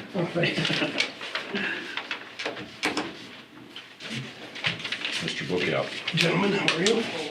good. I was also trying to, excuse me, slide in an encroachment if I could. We've got an encroachment for Scott Leach up in Glendo area. Subdivision. Yep, that's Stillwell subdivision, but Mark Williamson's already met up with them, looked at the area, gave them what they needed to in requirements. He paid yesterday, and then I dropped that off with Christie. But I told him this, fate would have it, he stopped by yesterday, I said I just happen to have to be over there tomorrow anyway, so we'll see if you gentlemen would be willing to look at it. All right, let's move on to your iWork service agreement. Yes, sir. Doug looked at this. Yes, sir. Doug and Moreau both have. They didn't find any issues with it. I think all their, to my best of my knowledge, all their questions were answered and, everything was agreed out. The last question Doug had was, if all the county entities could use it. And I confirmed with iWorks and even the, increase in vehicle numbers in their fleet management side, they will all stay under one umbrella. We're good to go. I told them, it could be up to about 100 vehicles between like Road and Bridge, Sheriff's Department, Fairgrounds. They're like, yep, we got it, no problem. Okay. So we should be good there if those entities want to, if Jim or Tony wanted to get involved and use it as well. And this will replace PubWorks. It'll replace PubWorks for Malcolm and the co-staff that we currently have. And the cost of those are, Co-staff, I believe, was 3,400, I think, Yeah, thereabouts. PubWorks is 25. annually. So we're spending a little less than $2,000 more. well, if one's 34 and one's 25, that's 59, and this is 69, so that's 1,000. Yeah, 1,000. Which, we currently pay for this out of the IT software budget. So I think we'll be able to make it work for the coming year, but you remember Chris saying that in the ensuing years, if he needs to take a little cut to cover the extra cost, he's willing to do it. And what's the term of this agreement? Sorry, Nope, you, 3 years. 3 years. 3 years. So the one positive right now that we have is they're willing to do it would be a small, I think they said they'd need a small down payment, but then they can defer the rest of the payment if we needed to, until we start our, actual fiscal year. So it would be 3 years, but if we didn't pay them in full until, we'll say, end of July, once that gives everybody a chance to look at the budget, finalize the budget, approve the budget, we make our payment 30 July or 1 August, we are locked in financially through that 3 years, but since we start, we'll say 1 December, on that last year, if we didn't renew, the program, our ability to use the program would end in December, but our financial obligation will carry through July because they're kind of Yes. prorating us. I hope I explained that Yes. well. And just so you guys understand, it's 6,900 a year, but the first year there's 500 for setup Yes, sir. and training, Yes, sir. so And- 7,400 first year. And there's a clause in there where they could increase. I think it was up to 5%, but I talked to a couple of the what was it? Your service fee not more than 5%, that's right. But talking to a couple of the counties that have used it, and they've been using it for 6+ years, they've never had a cost increase. What it strikes me as all these multi-year agreements, I wonder if everybody thinks we're gonna go into a recession. I mean, seriously, that might be the case. There's a lot of strange things in the air. Mm-hmm. Yeah, Is that why we just got a 5-year agreement dispatch? No, Those provide continuity. but yeah, the 10-year deal, We should have got a 10-year. yeah. I do think multi-year, especially for software, multi-year agreements are pretty standard. Yeah. Especially at the very beginning. Right.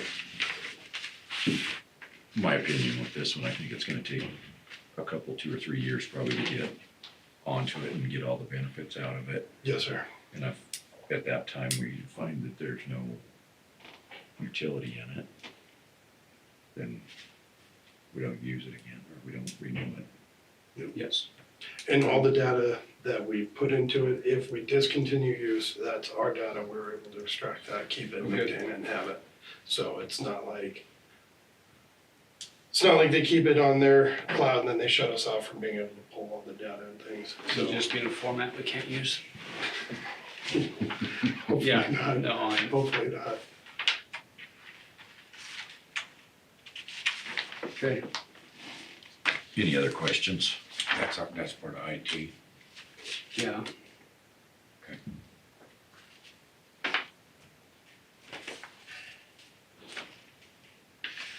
Do we need a motion to approve this, or? Yeah. I think so. Did I not put that on there? No, I'm failing big time. Yeah, it'd be a motion to approve the agreement. I think, did it have a signature line for Chris? Yeah. It's got a signature line, but it doesn't It say. didn't say, so motion to approve and give somebody some authority to sign it. Who do you want to sign it? Us or Chris? the supervisor? Personally, I think you, comes out of IT, which is your Yes, budget. okay, yeah, that's right. So I move to approve the agreement between iWork Solutions and Platte County, Wyoming, and authorize the chairman to sign. Second. It's been moved and seconded to approve the fireworks agreement with Platte County and authorize the chairman to sign. Is there any further discussion? Hearing none, all those in favor signify by saying aye. Aye. Motion carries. Thank you, gentlemen. What I think it's gonna be, very, very, very helpful. I think that this is a tool that you will make as helpful as you will. So it can either be helpful or not helpful at all. It's however much you use it. So right now we have a superintendent that will make a lot of good out of this. So Well, it's kind of like the old saying, if you think you can or you think you can't, you're right. that's right. I was gonna say, this is a totally different subject, but on your cattle guardies that have the PVC, Yes, sir. just in case somebody runs into them, do your guys in their areas carry a chunk of pipe and a saw that they can replace those easily as they're out there looking at the road? Oh, they don't, but they can let us know, we shoot out and do it pretty easy, but that I is was just thinking, something. I mean, I see Jack going down my road just to see if it needs grade, and it'd take him 3 minutes to stop Yeah, and it's replace one of them if they. actually a good That's 2 idea. blocks, and That's actually a really good idea. there's several of them on Brush Creek that somebody obviously couldn't hit the center of the gallery. But I just thought. Field goal kickers will say the same thing, it's hard keeping it right down the middle. But I just thought, I know he does come out there and just drive the road Yes, sir. occasionally, and if he had a chunk of pipe in his Yeah. truck, kind of That's saw and Really good idea. stop and replace it, and it'd save your Yeah, Mm-hmm. crew absolutely. of going out and trying to find them and whatnot. Yeah, So, that's a really good idea. We can, there's some out there right now that are, okay, we'll take a look at that. We'll take a look at both. We'll, cruise Brush Creek and do that, and then, it's a good idea, but. I was almost thinking, seems like what happens on Brush Creek anyway is the cows walk up and push them open, go through, and so they'll tie them lightly at the bottom, and that doesn't stop them once they've started it, but, so then somebody comes on especially this time of year, makes it a problem is they'll pile used tires, used pallets, pound steel posts in. There's all kinds of stuff there but I was wondering if we would just take a drill in the end of the PVC, you know, at an angle going down and run a piece of smooth wire from the top Yes. all the way down to the bottom and tie it off on the cattle guard. We usually do. But I know they tie the bottom one to the cattle guard, but I was just thinking of a long piece Oh, all the way down. yeah. okay. Basically through all three pieces Okay, give it a little bit more of a and use, visual deterrent. and you, instead of like a baling wire, but Yeah. get some smooth, Okay, double sure. barbless wire. That's usually what we use, we just unstrand it on one, but yeah, we can certainly I look at think that, that's if not a you bad could drill a idea. hole big enough through it so you could put the two strands Right. and just feed it right down through, Mm-hmm, it may make all the difference in the world, I don't know. okay, If one gets broken off, it still has two more. Yeah. yeah, and it might, critters will see And more. that's what I'm thinking, is Yeah. they'll see more of a Mhm. solid. Okay, yeah, we can certainly look at that, that's not. I've been gonna stop and just take my drill and do that, but I haven't. so. I know. One of many things on the list, yep, understandable. Yes, sir, we'll give a gander out there, and we'll give that a shot. But I know, you know, it's all right that they put all that stuff there, but as soon as the snow starts flowing and then it drifts and causes a big drift on the road and Right. cattle guard. Right, and that's the main thing, is we're trying to find a good solution to prevent all those things. One, for aesthetics, and, Yeah. you know, just trying to keep the roads looking nice. It doesn't look great when there's a bunch of crap piled out there, but that's a good idea, we'll explore with that, we'll do that, and then if it's successful, you can let us know, we'll start implementing that a little bit more. That's all I had. Thanks, Chris. Thank you, gentlemen. This was good. Do you want the? We'll jump ahead to Jordan. Well, it's gonna be nice, let me go first. Yeah, you've been waiting. Yes. Yeah. You have some general updates for us? I do, and some general questions for you guys. First one, we found out the other day, apparently all the Panasonic Tough Books, according to them, are not supposed to be docked and undocked while they're powered on. So Jim's is going back to Panasonic because the displays aren't working properly anymore in the dock. So I let Tony know and helped him compose an email to send out to all the guys. Because they claim that if they find that the damage is from docking it and undocking it while it's powered on, which in my opinion, I would think that it would be perfectly fine and that's what they were for.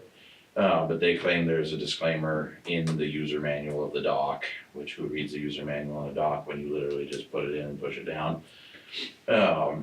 That states that they won't cover it under warranty if they determine the damage was from that, so. Totally tough and tough book ain't real.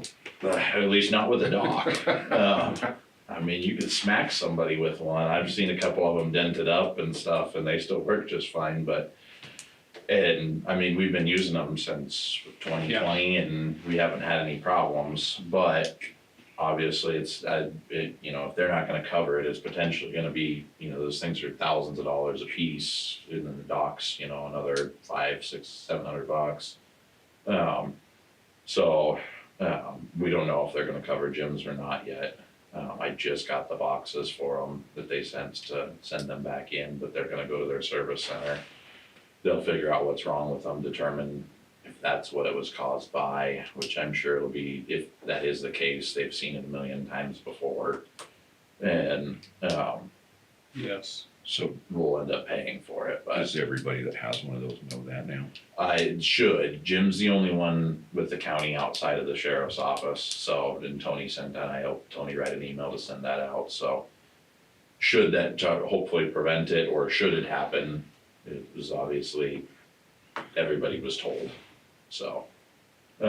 Little frustrating because figured, you know, dock, undock, and yes, so they dock and undock them in their cars and in the office all the time, like multiple times a day.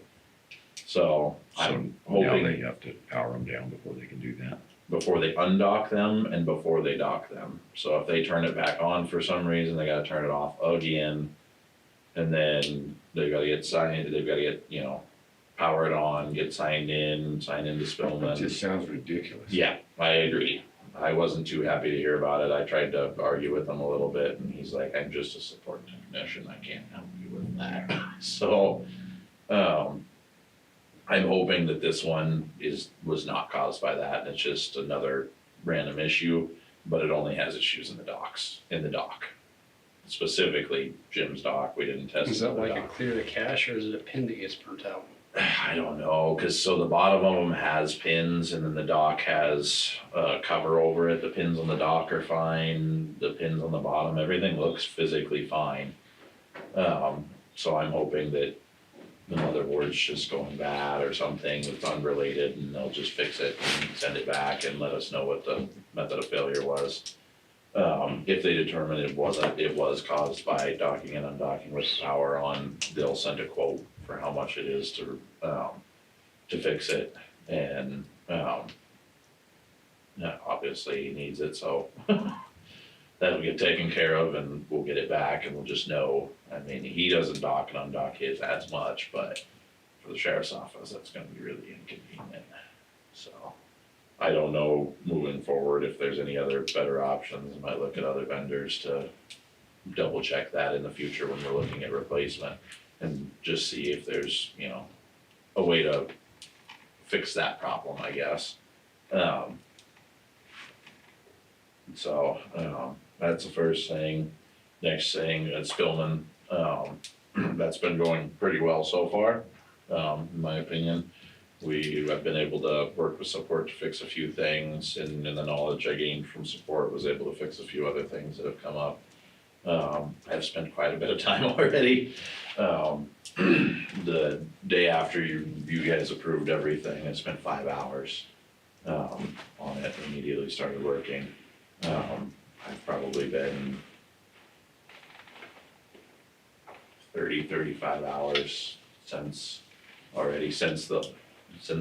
I started taking care of it. There's still a lot to do, a lot to fix and stuff permission wise, which leads me to a question about permissions. There's really nobody that has all the knowledge to determine what permissions everybody needs, and permissions are really messed up right now. Some people have too little access, some people have too much. And I wanted to check with you guys to see, is that something that you guys wanna be involved in determining permissions? Or is that something you want to trust me to talk to everybody about and determine what the proper level of permissions is? Because there's really I don't wanna be given too much considering everything that's happened or have anybody uncomfortable with things, so. I don't wanna say, I determined that so-and-so needs this access, but you guys don't agree. I think it would be your responsibility with Tony, would be my suggestion. Okay. Tony would be the one responsible for the end of it. So if we had an issue with somebody who got permissions, I would expect to talk to Tony. Okay. Could use your dispatch advisory committee, and Yeah, actually, the sheriff makes the ultimate decision. yeah. So I just wanted to check, I wasn't sure exactly. Take it in front of dispatch advisory committee. Where's that? Newly formed. Just started today. Okay. I'd just So- say, hey, I need a list of people who need permissions for whatever, let them deal with it, and then have them tell you, and you can implement it. Okay. Yeah. Tony will have details on the committee. Okay, sounds good. I just didn't know how far we needed to take it, whether I needed to come back to you guys to determine whether things were okay or not. Because obviously I'm still learning, so if I'm still learning, you guys would definitely, be Still learning? too, so. We know everything there is to know about Spillman. Perfect. I even know Wanna how to trade? I even know how to spell it. Some days I wish I didn't, but, there's definitely a lot of things to fix. It does sound like one of the major concerns could be fixable, which was the other agencies having access to be able to edit their own users and stuff like that. That's something we'll end up having to work with support. It's not something I wanted to get into yet. In my talks with everybody, that's been something like maybe after the first of the year, we'll start looking into. Because I have to get up to speed enough and fix some of the other more pressing problems. But the major issue they were having, that we had an open support case with when I took over, we got that resolved. We had some issues getting a hold of support, but I've talked to the account manager multiple times and looped her into support issues, and she gets a hold of somebody, because the issue is they just don't ever call back. Unfortunately, so she apparently gets on somebody and they get back in touch, and so as long as they get with us, we've been able to fix issues relatively quickly. So everything's been going pretty well with that. The library stuff, I just finally got the device that I had sent back for a replacement. The new one finally just came in, so we'll start working on that. I would say I don't see any issues, but I couldn't have Guernsey done and set up by the end of next week, now that I have it, so. It was kind of the most important piece that provides the connection back. Can't really do the rest of it when it doesn't exist, and it seemed they had a bad batch. I don't know what was wrong with them exactly, but so they were backordered for a little while, which was why we had a major delay. And then when they said they shipped it, it was like 2 weeks before it actually showed up, so. And then I guess the last thing will be the YCAT server access for Brian. He got an export of the current data so he can start working on the conversion of that. Here as we move forward, it's gonna be probably more important for him to have more up-to-date copies and whatnot. The easiest way to do that, and eventually, I think the plan would be also for him to have access to the 2 servers that we would use for that. I'm not sure if you guys are okay or not with him having access. We can get access for him set up now so he can self-service, get in, grab the data he needs, work on it. Otherwise, he has to wait for me each time I have to run the exports. He would only have access to data he already has access to. Now, there's nothing else on those servers other than what relates to this whole moving over to YCAT's software. Just giving server access, we talked about it, just wanted to make sure that. All that information is basically public information anyway, isn't it, Malcolm? Yeah, the information, well, no, let me stop myself. The land records, yes, payroll, motor vehicle information, the So, vehicle, no, but he will need to have access to it at some point. Yeah, and I he think- already has an agreement with the county. I'm not worried about the data itself. I think you may be able to tell everybody's a little gun shy these days. I appreciate you bringing it to us. Yeah, we had a Nobody- conversation, I remembered we had the conversation about it. If somebody needed remote access, you guys wanted to know, So so. out of abundance of caution, just making sure that Jordan has the ability to give somebody access to something that they need access to. Yes, thank you. Yeah, you're welcome. I'm not surprised tomorrow.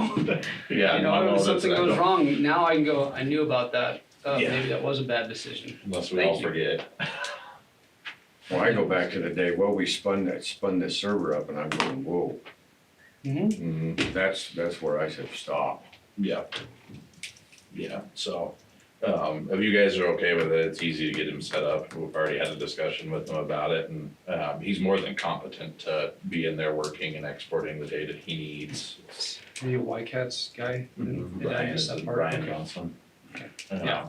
Yeah, and to my knowledge, he would be the only one with access. Whether or not he has anybody else that works for him that he shares his password with, I can't speak to that, but he's the only one I've talked to, and obviously, if the county has a deal with him already, Thank you. so that was really I think the last thing, I just wanted to make sure that we were good for that, and unless you guys have anything else for me. All right, Thanks, Jordan. you bet, thank you guys.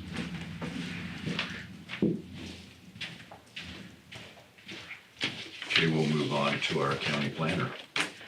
Hi, so one of the things my trainer and I thought would be a good idea, especially at this time with the transition to just unincorporated, is to make things a lot more cohesive, update the applications, so they're a little more user-friendly and reference the regulations that we have for planning and zoning. So I'm on construction certificate discussion, construction certificates. I do have somebody waiting to get an updated construction certificate. There, we thought we had two people, just one. It came to my attention that, what was approved, at the planning and zoning meeting, back in January, did not get properly translated into what was approved in the minutes with the planning, the Platte County Commissioners, on the meeting following that.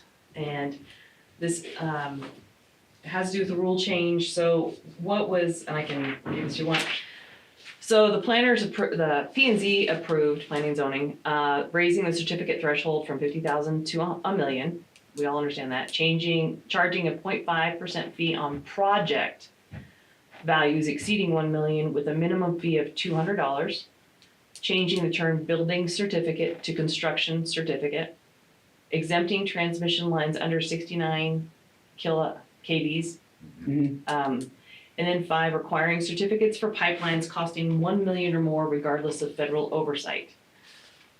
What got approved, my understanding this went through the public hearing and everything, so I'm hoping we can clean it up, not have to do more public hearings.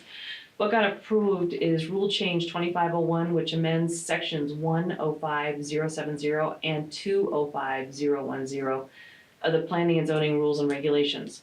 Proposed amendments to section 105070, which is in fact the construction certificates, formerly building certificates, would increase the threshold from obtaining a construction permit from a structure that costs $50,000, requiring a permit up to 1 million. First word change. In any kind of construction, I have enough history that a structure is quite different than the project. So the intention was project, what got approved was structure. That's the first big one. And then proposed amendments to section 205010, that is actually a definition of a pipeline. So I have no idea why this ended up in this section versus going under the construction certificate. But I found it is under the definition of a pipeline. Would require pipelines that cost 1 million or more to construct would be required to obtain a construction certificate as well. So I would like to know, is it going to require a public hearing? I'm not sure I got everything. Is it gonna require a public hearing to correct that one word and move the pipeline construction certificate guideline under construction certificate? And make the pipeline definition just a pipeline definition. You got a statute that could clarify that? Regarding for changes, not yet. I can look for sure, but I don't, I was hoping for maybe. I think the intent was always for a project, not a structure. Correct, and that's my understanding, and from the information that, what I have is allegedly copies that were recorded as part of the meeting, and it did say, as approved by P&Z is in fact project.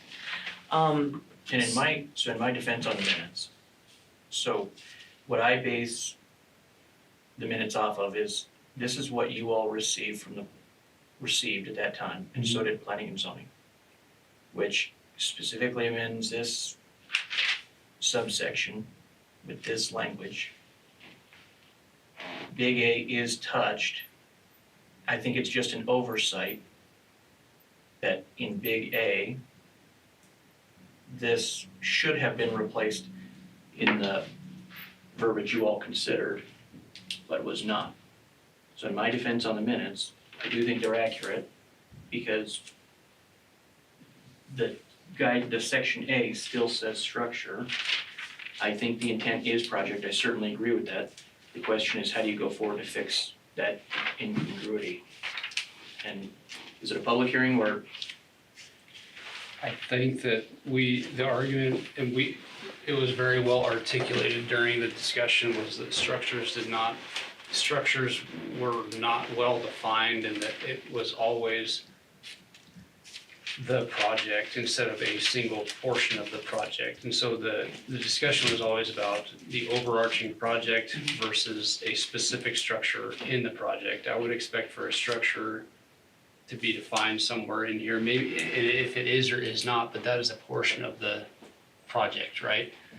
And to be Yes. honest with you, if you can define structure, I can find some of the definition that will meet what I think that we were talking about, but the Right. entire And discussion I is think that. the whole discussion was that we didn't want somebody to piecemeal a Yes. project together to keep it under $1 million threshold.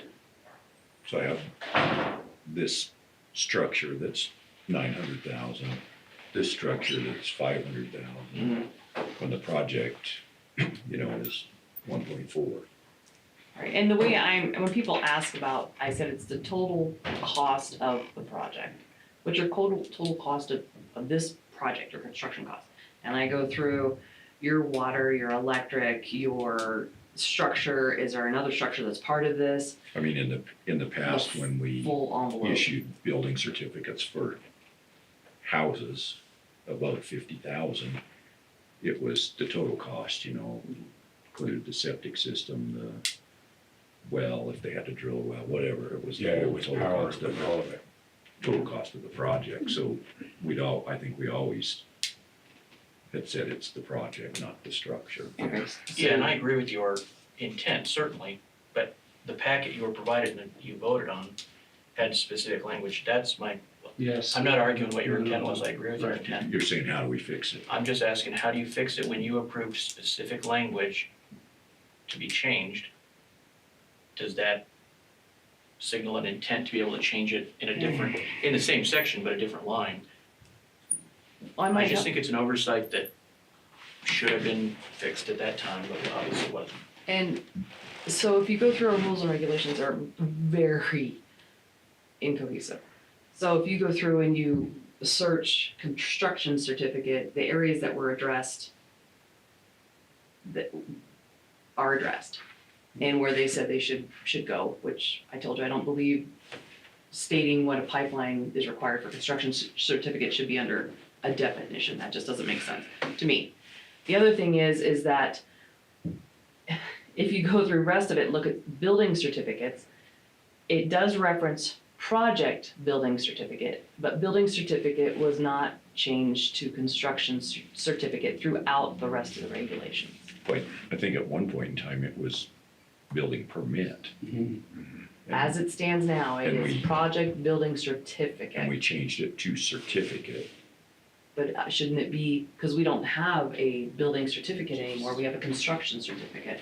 And then it was changed to construction certificate. So what you approved, would that also address the rest of the regulations, updating the two words building certificate to construction certificate?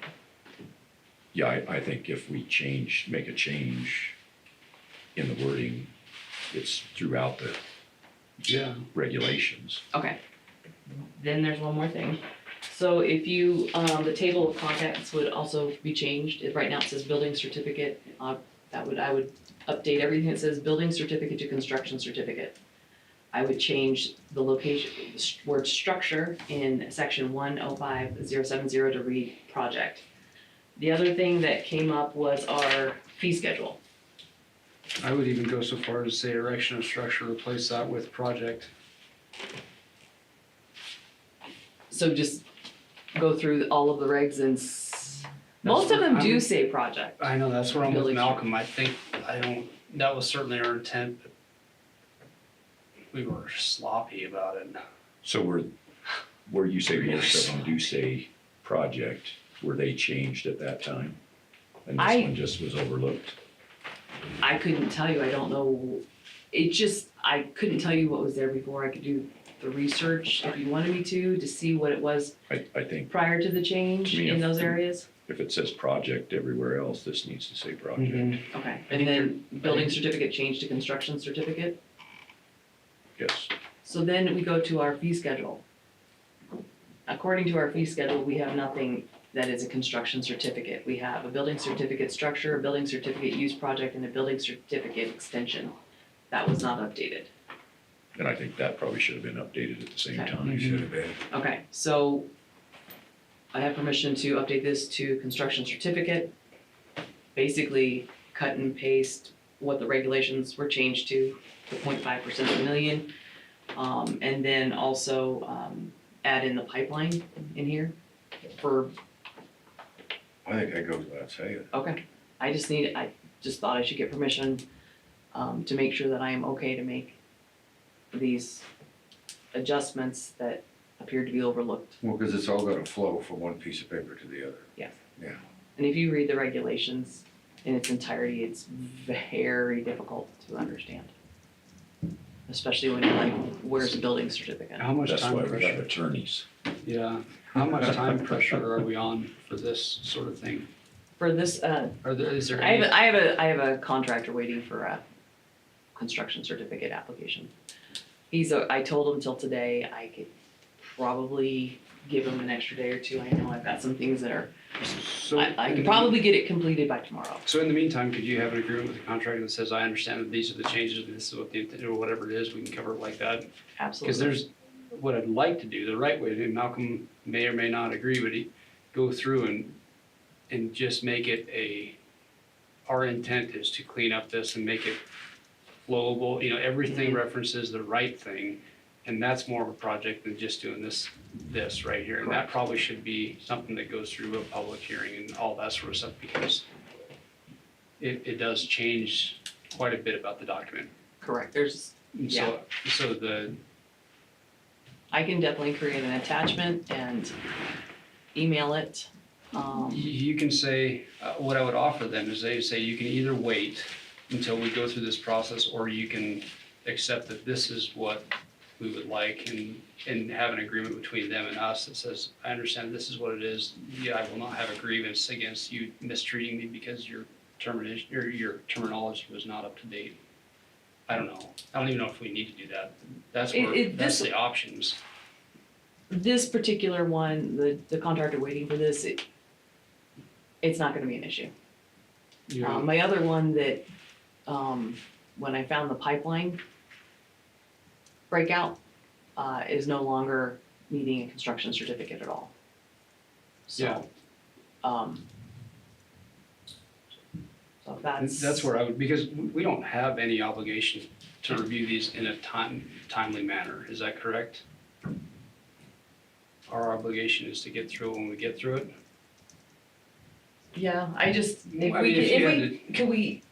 know we have, the wind and solar regulations coming up for a public hearing. I had the same, So you're thinking that if this could be ready for that?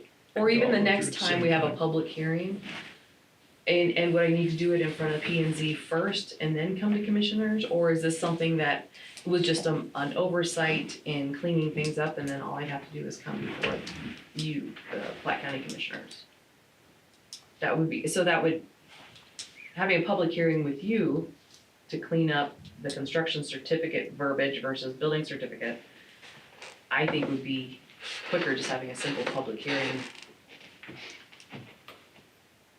with Platte County Commissioners, Board of And I Commissioners. thought we just agreed that you could take care of those small wording changes. I'd definitely be happy to.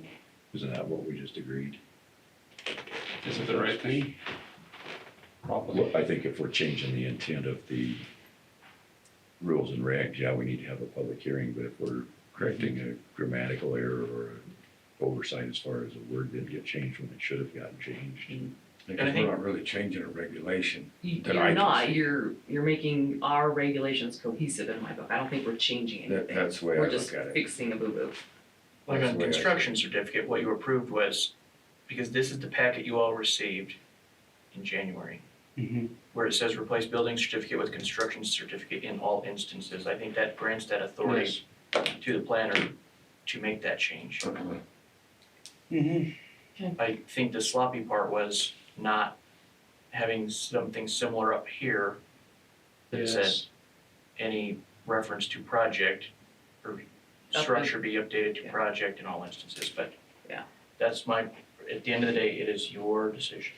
That's where I'm coming from. I don't feel any pressure either way, to be honest with you. I'm just trying to get everything Yeah, I a little, agree. lot more cohesive and, a little more I don't self-explanatory see for a people. problem with it, because it's easily explained if you're put into a corner by somebody say, why did you change this? Well, you go back to the intent and what it was, and there you are.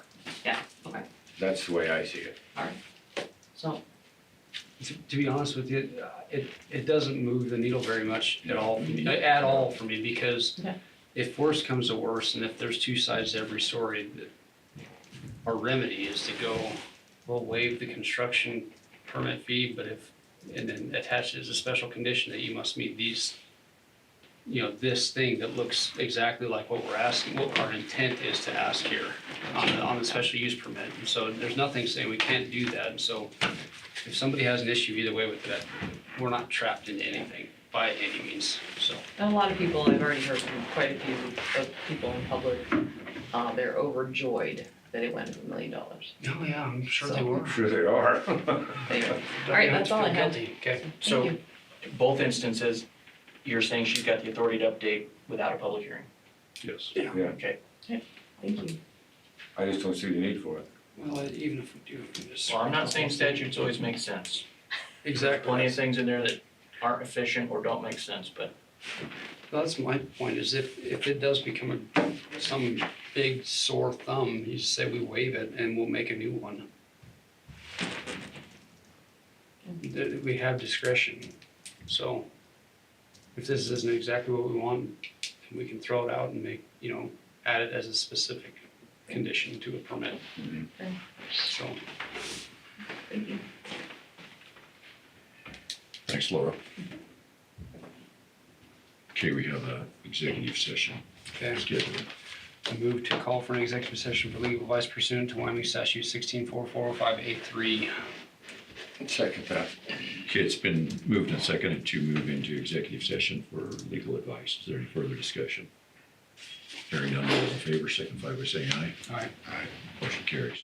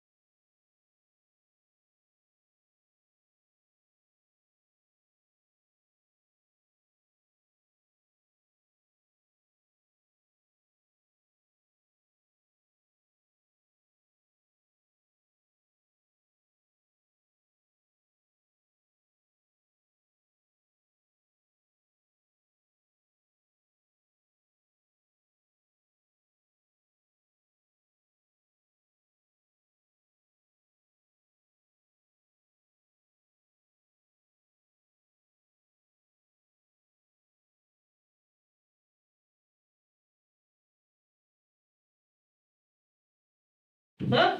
Gotta get the application first. Yeah, Yeah, I'm gonna go email Mary Ann and say, Mary Ann, what are you doing holding out information? that's right, that's right. My inside says it's a 26, what are you talking about? Then I'll hold you, don't do it on the 26th of November, do it on December 1st. Very Exactly. clearly told them we are closed Thursday and Friday, so maybe they'll have a little bit of, cause they were like, they got the Thanksgiving thing, but the day after, I said, perk of look, being here. But I'm like, I would I do just- not wanna deal with that. Now, on some more the- items, thanks, guys. See ya. So, hey. Thanks.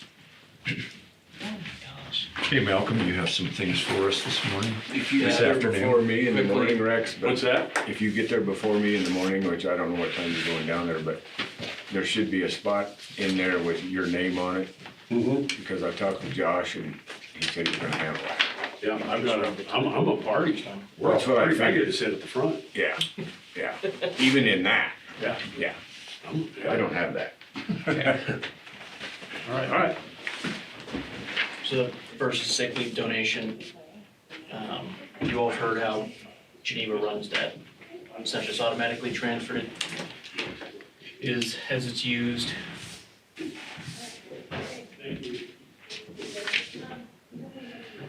And that one's interesting because, quite frankly, it would have been, one of those two would have to use it, so.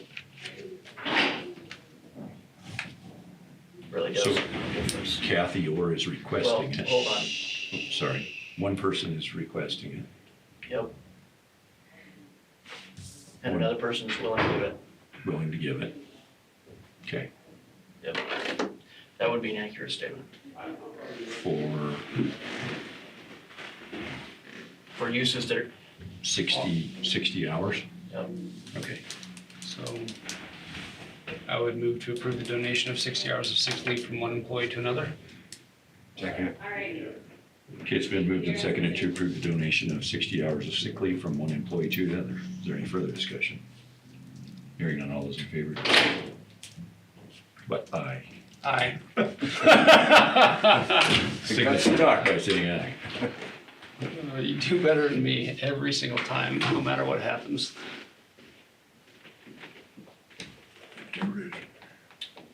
And then I've got two resolutions for your consideration. One would be setting your meeting dates for 26. The other would be setting holidays for 26. I try to get these out about this time frame because then the state has to coordinate a few items with the circuit court and the district court, so I try to get them noticed as soon as we can. On the meeting dates, I did the same thing as we did in 24, which is you'd meet the Thursday of election week rather than that Tuesday. Yeah. And then, Is that kosher? yeah, the statute says on the first Tuesday in each county or at such other times as Oh, may be okay. designated.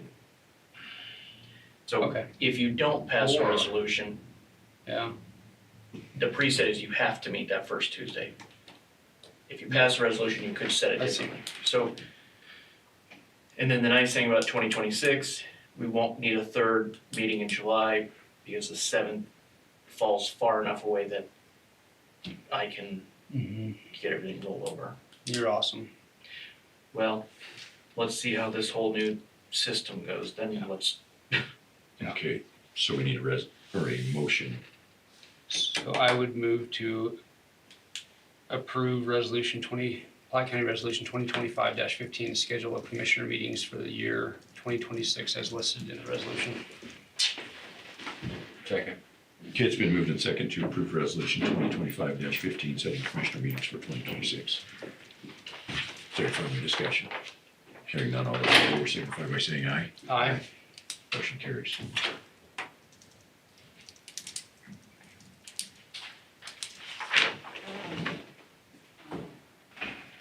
And then we have resolution 2025-16, setting county holidays for 2026. yeah, and similar to 24, setting so that the courthouse is closed those 2 days for election days, so I can use county staff as election judges.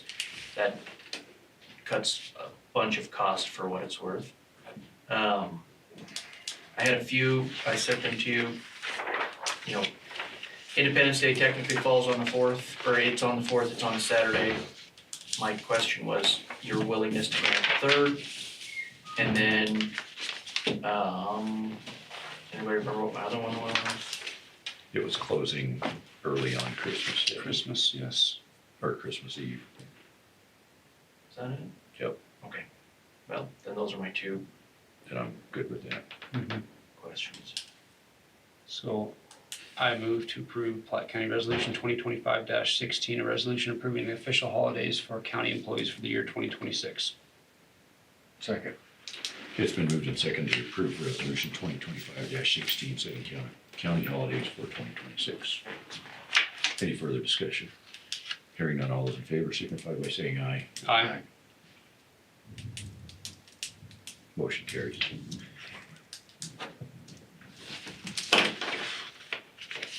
Not signing it until. That's exactly, I need to hear those words.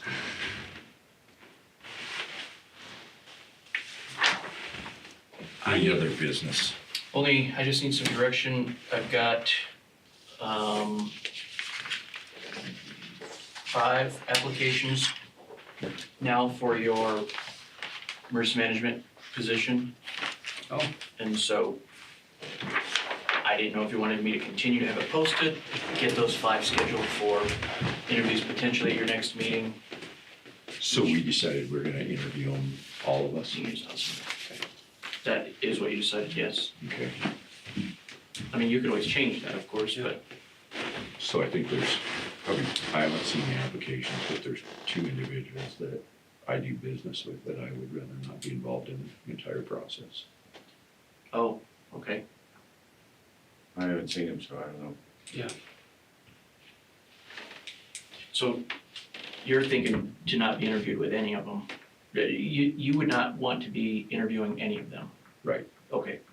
So then I guess the question for the other 2 is, do you want to continue it as a, My suggestion would be when Commissioner, the Sheriff and yourself interview, make a recommendation to the commission outside of a meeting. yeah, and so what that allows, exactly what Steve just said, it allows to organize it outside of a meeting.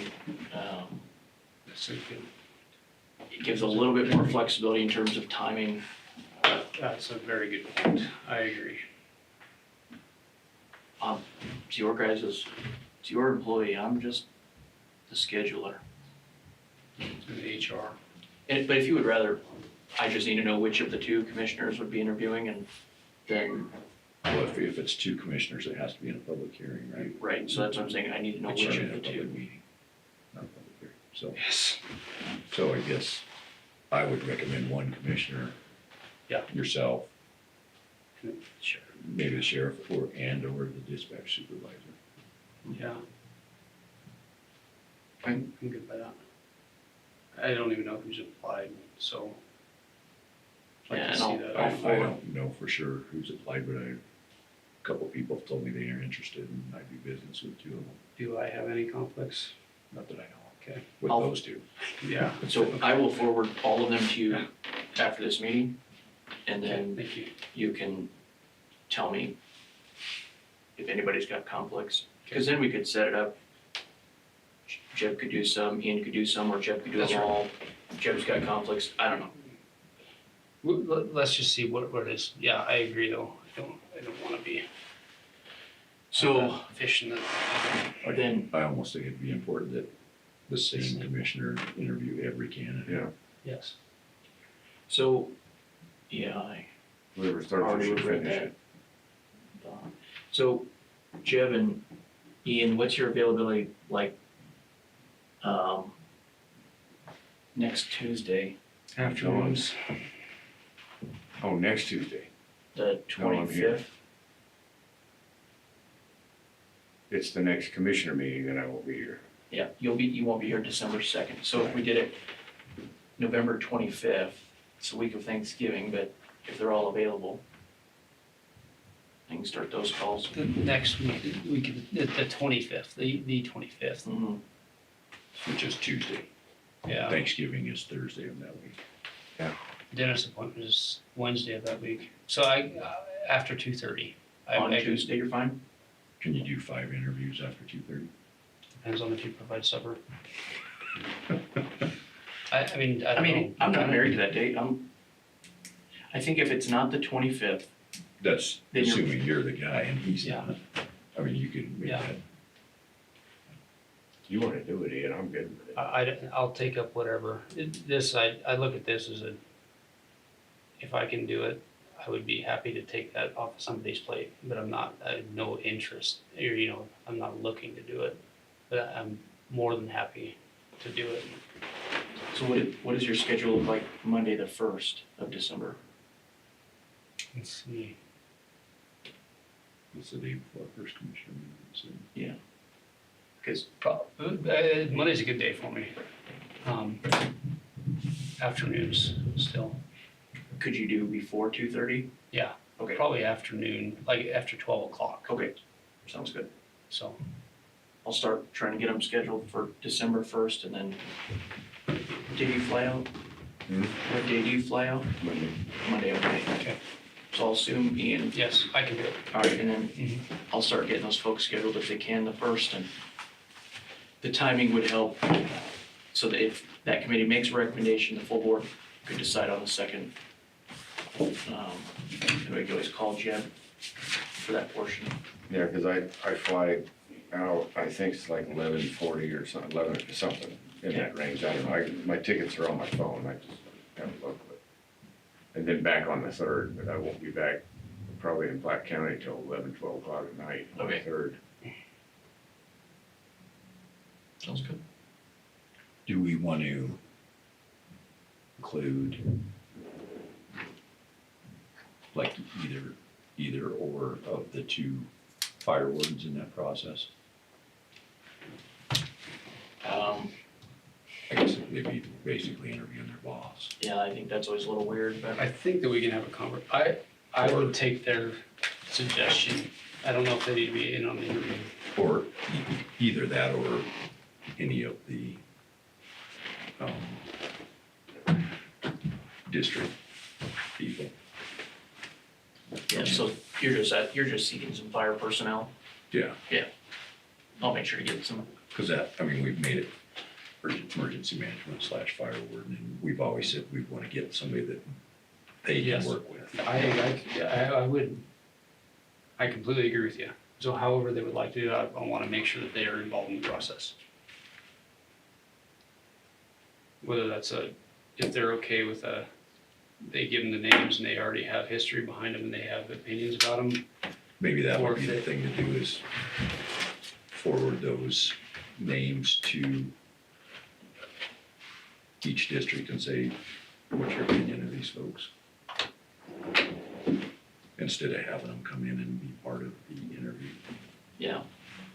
And I don't know, can you do that between them and it's Well- hard to get those guys to? I have a little concern about that in case those folks haven't told their current employer, and then maybe that district folks do get it to their current employer. I just think that makes it a little awkward. Mhm. So, there's a few ways to do it. Let them know what day the interview is. They can sit in the back. They're not necessarily asking questions. Do that. And Or- once the person leaves, you can get some input from them. We've Or done that. We usually do that with the fire warden position. And that's what this is, the fire Yes, warden. exactly. That's why I was Yeah. saying, yeah. I think that works pretty well. What I'm thinking about is just inviting the districts, hey, we'll be interviewing on this date, this time. The intent is that you're not going to ask questions, we just want you to be present to hear and give feedback, Yes. and And maybe they don't give feedback after each one, but when you deliberate at the end, Yes, I be completely in agree. a deliberation. yeah. I intend that we put a lot of weight behind their decision. I'm relying on them to have an opinion on that. I think we discussed it afterwards. We've done that a couple times. I think it works very well. Cause I feel like, a lot of the emergency management coordinator's position is clerical and getting all that paperwork done, which doesn't matter who does that.